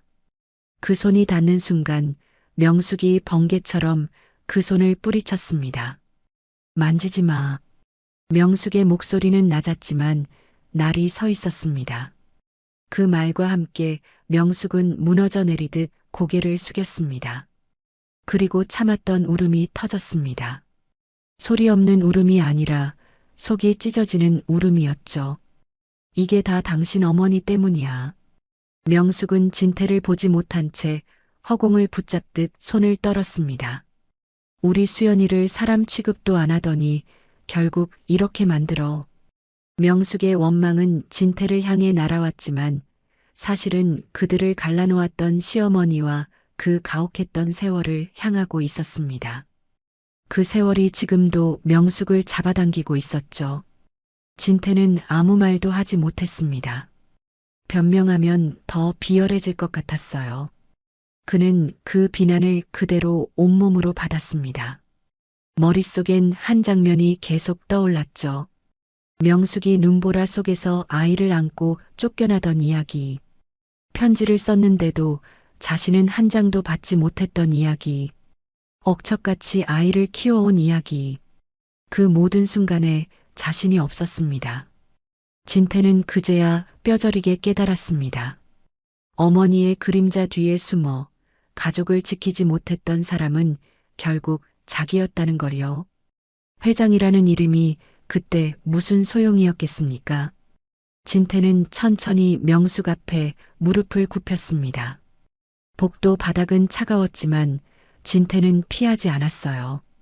그는 명숙의 떨리는 손을 두 손으로 감싸 잡았습니다.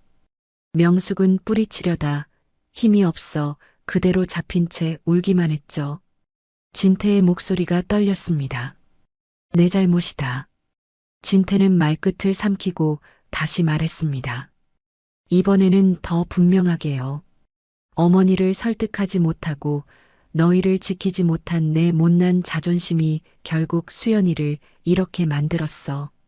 그 말과 함께 진태의 눈물이 명숙의 손등 위로 떨어졌습니다. 따뜻한 물방울이었어요. 명숙은 그 눈물을 보자 더 서러워졌습니다. 억울함이, 분노가, 지친 세월이 한꺼번에 밀려왔거든요. 진태는 숨을 고르고 거의 맹세하듯 말했습니다. 명숙아, 이제는 그 누구도 우리 사이를 막지 못하게 하마. 내 모든 걸 걸고 맹세할게. 명숙은 고개를 젓고 싶었습니다. 믿고 싶지 않았어요. 25년을 어떻게 믿음으로 버텼겠어요? 그런데도 지금 수연이 쓰러진 뒤 진태가 보여준 모습이 자꾸 떠올랐습니다. 딸을 안고 미친 듯이 울부짖던 얼굴, 수연의 상처를 누르던 손, 그리고 수술실 앞에서 무너져 내리던 어깨요. 명숙은 갑자기 힘이 풀렸습니다. 악을 쓰던 마음이 잠깐 내려앉았어요. 그녀는 진태를 용서한 게 아니었습니다. 아직은 아니었죠. 다만 25년 동안 홀로 짊어졌던 무거운 짐을 이제는 함께 나눌 사람이 생겼다는 사실이 너무 낯설고도 벅차서 무너진 겁니다. 명숙은 진태의 어깨 쪽으로 천천히 몸을 기댔습니다. 그리고 참았던 울음을 더 크게 터뜨렸어요. 진태는 그 울음을 막지 않았습니다. 그저 고개를 숙인 채 명숙의 손을 놓지 않았습니다. 명숙의 머릿속에는 오래된 장면들이 빠르게 지나갔습니다. 눈보라 속에서 쫓겨나던 밤, 돌아오지 않을 편지를 쓰던 나날, 새벽에 세탁물을 배달하다 넘어져 무릎이 깨지던 밤들. 그 모든 고통의 원인이 진태라고 믿고 버텼습니다. 그런데 지금은 생각이 갈라졌습니다. 이 사람도 나처럼 속았던 거야. 이 사람도 피해자였어. 그 생각이 들자 더 억울해서 울음이 났고 동시에 아주 조금 안도감도 생겼습니다. 증오를 거두기엔 시간이 필요했습니다. 하지만 적어도 이 순간만큼은 서로의 상처를 외면하지는 않을 수 있었습니다. 그때였습니다. 중환자실 쪽에서 작은 움직임이 생겼습니다. 의료진이 오가던 발소리가 잠깐 멈추고 한 간호사가 조심스럽게 손짓을 했죠. 보호자분들, 잠깐만 오실 수 있을까요? 진태와 명숙은 동시에 몸을 일으켰습니다. 심장이 다시 뛰기 시작했어요. 두 사람은 유리창 앞으로 다가갔습니다. 의료진이 물러난 뒤 침대 위 수연이 아주 천천히 눈을 떴습니다. 산소 마스크 너머로 거친 숨이 새어나왔습니다. 수연의 눈은 아직 흐렸지만 시선은 본능적으로 두 사람을 찾았습니다. 그리고 힘겹게 입술을 움직였어요. 목소리는 너무 작아서 가까이 가야 들렸습니다. 두 분, 다치신 데는 자기 몸이 저렇게 되었는데도 먼저 묻는 건 부모의 안부였습니다. 그 순간 진태의 가슴이 미어졌습니다. 진태는 유리문이 열리자마자 조심히 안으로 들어갔습니다. 손을 어디에 둬야 할지 몰라 허공에서 떨렸죠. 진태는 목이 메어 말했습니다. 수연아, 아빠 여기 있다. 엄마도 여기 있어. 이제 아무데도 안 가. 수연은 진태를 똑바로 보려 했지만 눈꺼풀이 무거운 듯 깜빡였습니다. 그래도 그녀는 가느다란 손을 조금 들어 올렸어요. 진태는 그 손을 놓칠까봐 급히 두 손으로 받쳤습니다. 손끝이 차가웠습니다.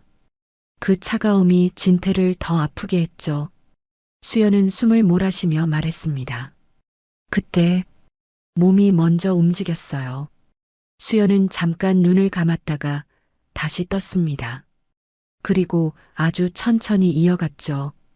회장님이라서가 아니라 지켜야 할 것 같아서. 끝까지 아빠라는 말은 나오지 않았습니다.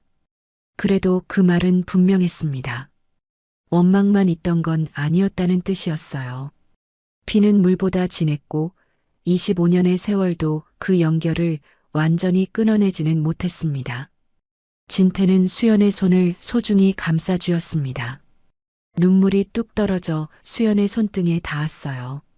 진태는 소리내 울지 않으려 애쓰며 말했습니다. 아빠가 미안하다. 아빠를 용서해다오. 명숙도 그 옆에서 수연의 팔을 조심히 붙잡았습니다. 손끝이 떨렸죠. 명숙은 말을 하지 못했습니다. 말하면 울음이 다시 폭발할 것 같았거든요.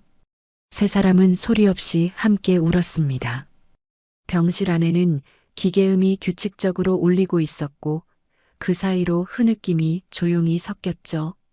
시어머니라는 거대한 벽도, 신분 차이라는 장애물도, 수연이 흘린 피와 진태의 눈물 앞에서는 조금씩 무너져 내리는 것 같았습니다. 세 사람의 보폭이 아주 조금, 아주 조심스럽게 맞춰지기 시작했습니다. 수연은 고비를 넘긴 뒤 일반 병실로 옮겨졌습니다. 기계음은 여전히 규칙적으로 울렸지만 그 소리가 더는 공포처럼 들리지 않았죠. 살아있다는 증거로 들리기 시작했습니다. 진태는 유리창 앞에서 한참을 서 있다가 조용히 병실로 들어가 수연의 손을 잡았습니다. 손끝은 차가웠지만 그 안에 힘이 남아 있었습니다. 명숙은 침대 옆 의자에서 고개를 숙이고 있었습니다. 잠을 자는지 우는지 모를 얼굴이었죠. 그러다 수연이 눈을 깜빡일 때마다 명숙의 어깨가 먼저 들썩였습니다. 그 작은 움직임 하나에도 지난 세월이 한꺼번에 흔들리는 것 같았거든요. 진태는 더는 울기만 하지 않기로 했습니다. 수연이 살아 돌아온 순간부터 그는 지켜야 할 사람이 생겼으니까요. 그는 병실 밖으로 나와 보안 팀장을 불렀습니다. 목소리는 낮았지만 단단했죠. 지하상가 CCTV 전부 확보해. 한 장면도 놓치지 마. 그날부터 진태는 병원과 회사 사이를 오갔습니다. 회의는 미뤘고 계약은 비서에게 넘겼습니다. 대신 병원에 들러 수연의 숨소리를 확인하고 명숙이 물 한 모금이라도 마셨는지 살폈죠. 손에 들린 커피는 늘 식어 있었습니다. 그래도 진태는 그 컵을 놓지 못했어요. 마음이 어디로 가야 할지 몰라 손에 뭔가를 쥐고 있어야 했거든요. 수연은 조금씩 회복했습니다. 몸을 움직일 때마다 얼굴이 찡그려졌고 옆구리 쪽 붕대는 한동안 풀리지 않았죠. 하지만 눈빛은 전보다 단단해졌습니다. 살았다는 사실이, 그리고 누군가를 지켰다는 사실이 수연을 더 강하게 만들고 있었습니다. 명숙도 변했습니다. 여전히 두려움은 남아 있었지만 이제는 혼자만의 싸움이 아니었습니다. 병실 밖 복도에서 진태가 어색하게 컵라면을 들고 서 있는 모습을 볼 때면 명숙은 속으로 한숨을 쉬면서도 이상하게 마음이 조금 내려앉았죠. 퇴원을 앞둔 날이 왔습니다. 병원 복도 창으로 햇살이 들어왔고 바깥 나무잎이 바람에 살짝 흔들렸습니다. 수연은 휠체어에 앉아 명숙의 손을 잡고 있었습니다. 진태는 두 사람 앞에 서서 한참을 말을 고르더니 결국 조심스럽게 입을 열었습니다. 명수가, 수연아, 25년이나 늦었지만 이제라도 너희랑 같이 살고 싶어. 진태는 숨을 한번 삼키고 더 낮게 말했습니다. 우리 같이 집에 가지 않겠니? 명숙은 진태의 손을 잠깐 바라봤습니다. 그 손을 얼마나 미워했는지, 그 손 때문에 얼마나 울었는지 잊을 수가 없었죠. 그런데 그 손이 지금은 떨리고 있었습니다. 명숙은 아무 말 없이 고개를 끄덕였습니다. 그 짧은 끄덕임 하나에 명숙의 눈가가 젖었습니다. 수연은 말없이 진태의 손을 꽉 쥐었습니다. 아직 아빠라는 말이 자연스럽게 나오지는 않았지만 그 손끝의 힘은 분명한 대답이었죠. 진태는 그 힘을 느끼며 입술을 떨었습니다. 그렇게 세 사람은 병원을 나왔습니다. 차가 병원 정문을 빠져나갈 때 진태는 창밖을 보다가 문득 고개를 돌려 두 사람을 바라봤습니다. 내 옆에 있다. 그 사실이 믿기지 않아서요. 저택의 문이 열렸습니다. 넓은 현관, 반짝이는 바닥, 조용한 복도. 하지만 세 사람은 화려함을 오래 보지 않았습니다. 그보다는 서로의 숨소리가 더 크게 느껴졌죠. 진태는 명숙에게 햇살이 가장 잘 드는 방을 내어주었습니다. 커튼을 걷어주며 머쓱하게 말했어요. 여기가 제일 따뜻해. 당신, 여기서 쉬면 좋겠어. 명숙은 방 안을 천천히 둘러봤습니다. 낯설었지만 창으로 들어오는 햇살이 어깨를 감싸는 느낌이 들었죠. 명숙의 굽은 어깨가 아주 조금 풀렸습니다. 수연의 방은 진태가 직접 준비했습니다. 수연이 좋아할 만한 책, 손에 익을 만한 쿠션, 창가에 놓인 작은 스탠드까지요. 수연은 문턱에 서서 한참을 바라보다가 작게 말했습니다. 이런 거 어떻게 알았어요? 진태는 웃고 싶었지만 눈이 먼저 젖었습니다. 몰랐지. 그래서 김 비서한테 물어보고 나도 찾아보고 그냥 해보고 싶었어. 그날 저녁 부엌에는 어색한 소리가 났습니다. 과일 칼이 도마에 닿는 소리였죠. 진태가 사과를 깎고 있었습니다. 껍질이 얇게 이어지지 못하고 툭툭 끊겼어요. 명숙이 그걸 보더니 피식 웃었습니다. 당신 사과가 아니라 감자 깎는 줄 알겠네. 진태가 머쓱하게 웃었습니다. 다시 해볼게. 오늘은 좀 더 얇게. 수연은 소파에 앉아 그 모습을 보고 있었습니다. 예전 같았으면 웃지도 않았을 텐데 오늘은 입꼬리가 아주 조금 올라갔죠. 그 작은 변화에 진태는 속으로 울컥했습니다. 며칠이 지나자 집안의 공기가 조금씩 달라졌습니다. 아침에 밤 냄새가 났고 명숙은 정원에 나가 꽃을 만졌습니다. 흙을 손에 묻히면서도 표정이 편안해졌죠. 수연은 산책할 때 경호복 대신 편한 옷을 입었습니다. 아직 걸음이 완전히 편하진 않았지만 진태는 보폭을 맞췄습니다. 빨리 가자고 재촉하지 않았어요. 어느 날 산책길, 수연이 조용히 입을 열었습니다. 아빠, 저 어릴 때 이런 일이 있었어요. 진태는 그 한마디에 발을 멈췄습니다. 바람 소리만 잠깐 들렸죠. 진태는 목이 메어 고개를 끄덕였습니다. 그래, 말해줘. 다 듣고 싶다. 수연은 학교에서 혼자 남았던 날 이야기, 엄마가 새벽마다 세탁물을 들고 나가던 모습, 아팠던 날의 기억들을 하나둘 꺼냈습니다. 진태는 울고 웃으며 그 이야기를 받아 적듯 마음에 담았죠. 빈 시간을 채우는 일은 한 번에 끝나는 게 아니었습니다. 하루하루 조용히 쌓아가는 일이었어요. 노을이 길게 지는 어느 저녁, 세 사람은 거실 소파에 나란히 앉아 오래된 앨범을 펼쳤습니다. 비어있던 페이지가 많았습니다. 있어야 할 사진이 없는 칸들은 그 자체로 상처처럼 보였죠. 진태는 조심스럽게 오늘 찍은 사진 한 장을 꺼냈습니다. 세 사람이 어색하게 웃고 있는 사진이었지만 그 어색함이 오히려 진짜 같았습니다. 명숙이 손끝으로 사진 모서리를 만지다가 조용히 그 자리에 끼워 넣었습니다. 그때 진태가 낮게 말했습니다. 사랑한다, 내 딸아. 그리고 고맙소, 당신. 명숙은 눈가를 훔치며 작게 웃었습니다. 수연은 말없이 진태의 손등을 한번 꾹 눌렀습니다. 그게 대답이었죠. 그렇게 비극은 끝난 것처럼 보였습니다.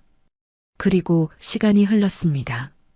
어느 날 오후 집안은 햇살로 가득했고 주방에서는 명숙이 끓인 국 냄새가 났습니다. 그때 진태의 휴대전화가 짧게 울렸습니다. 법무팀장이었습니다. 진태는 한 번 숨을 고르고 전화를 받았습니다. 회장님, 기미 사건입니다. 진태의 눈빛이 순간 차갑게 가라앉았습니다. 말해. 지하상가 CCTV 분석과 괴한 자백이 모두 정리됐고 김 이사가 배우로 특정됐습니다. 최 여사 개인 재산 횡령, 회사 자금 배임, 그리고 지난 습격 교사까지 전부 기소됐습니다. 진태는 잠깐 눈을 감았습니다. 긴 숨이 천천히 빠져나갔죠. 끝까지 가. 법무팀장이 조용히 답했습니다. 네, 회장님. 물러서지 않겠습니다. 전화를 끊고 거실로 나오자 수연이 소파에 앉아 창밖을 보고 있었습니다. 옆구리 쪽에 남은 흉터가 아직 불편한지 자세를 조금씩 바꾸고 있었죠. 명숙은 수연의 어깨에 담요를 덮어주고 있었습니다. 진태는 두 사람 앞에 멈춰 섰습니다. 그리고 아주 낮게 말했습니다. 이제 그 사람들 대가 치르게 될 거야. 시간이 걸려도 이번엔 절대 못 빠져나가. 명숙은 잠깐 진태를 바라보다가 조용히 고개를 끄덕였습니다. 수연은 진태의 손을 잡았습니다. 힘이 아직 강하진 않았지만 놓지 않겠다는 힘이었죠. 창밖에는 비가 아니라 맑은 햇살이 내리고 있었습니다. 흉터는 남아 있었습니다. 하지만 그 흉터 위로 세 사람의 시간이 다시 쌓이기 시작했습니다. 조용히 그러나 단단하게요. 25년이라는 시간, 누군가에게는 상처가 되고 누군가에게는 기다림이 되었습니다. 하지만 결국 진심은 통하더라고요. 늦었다고 생각할 때가 가장 빠른 때라는 말. 오늘 이 이야기를 통해 다시 한번 느꼈습니다. 혹시 지금 연락 못하고 있는 가족이 있으신가요? 오늘 한 통화, 한마디가 25년의 후회를 막아줄지도 모릅니다. 여러분의 가정에도 늘 따뜻한 햇살이 내리길 바라며 오늘의 이야기가 공감이 되셨다면 구독과 좋아요를 눌러주세요. 그리고 주인공들을 위한 따뜻한 댓글도 부탁드립니다. 더 좋은 이야기로 인사드리겠습니다. 인생나날이었습니다.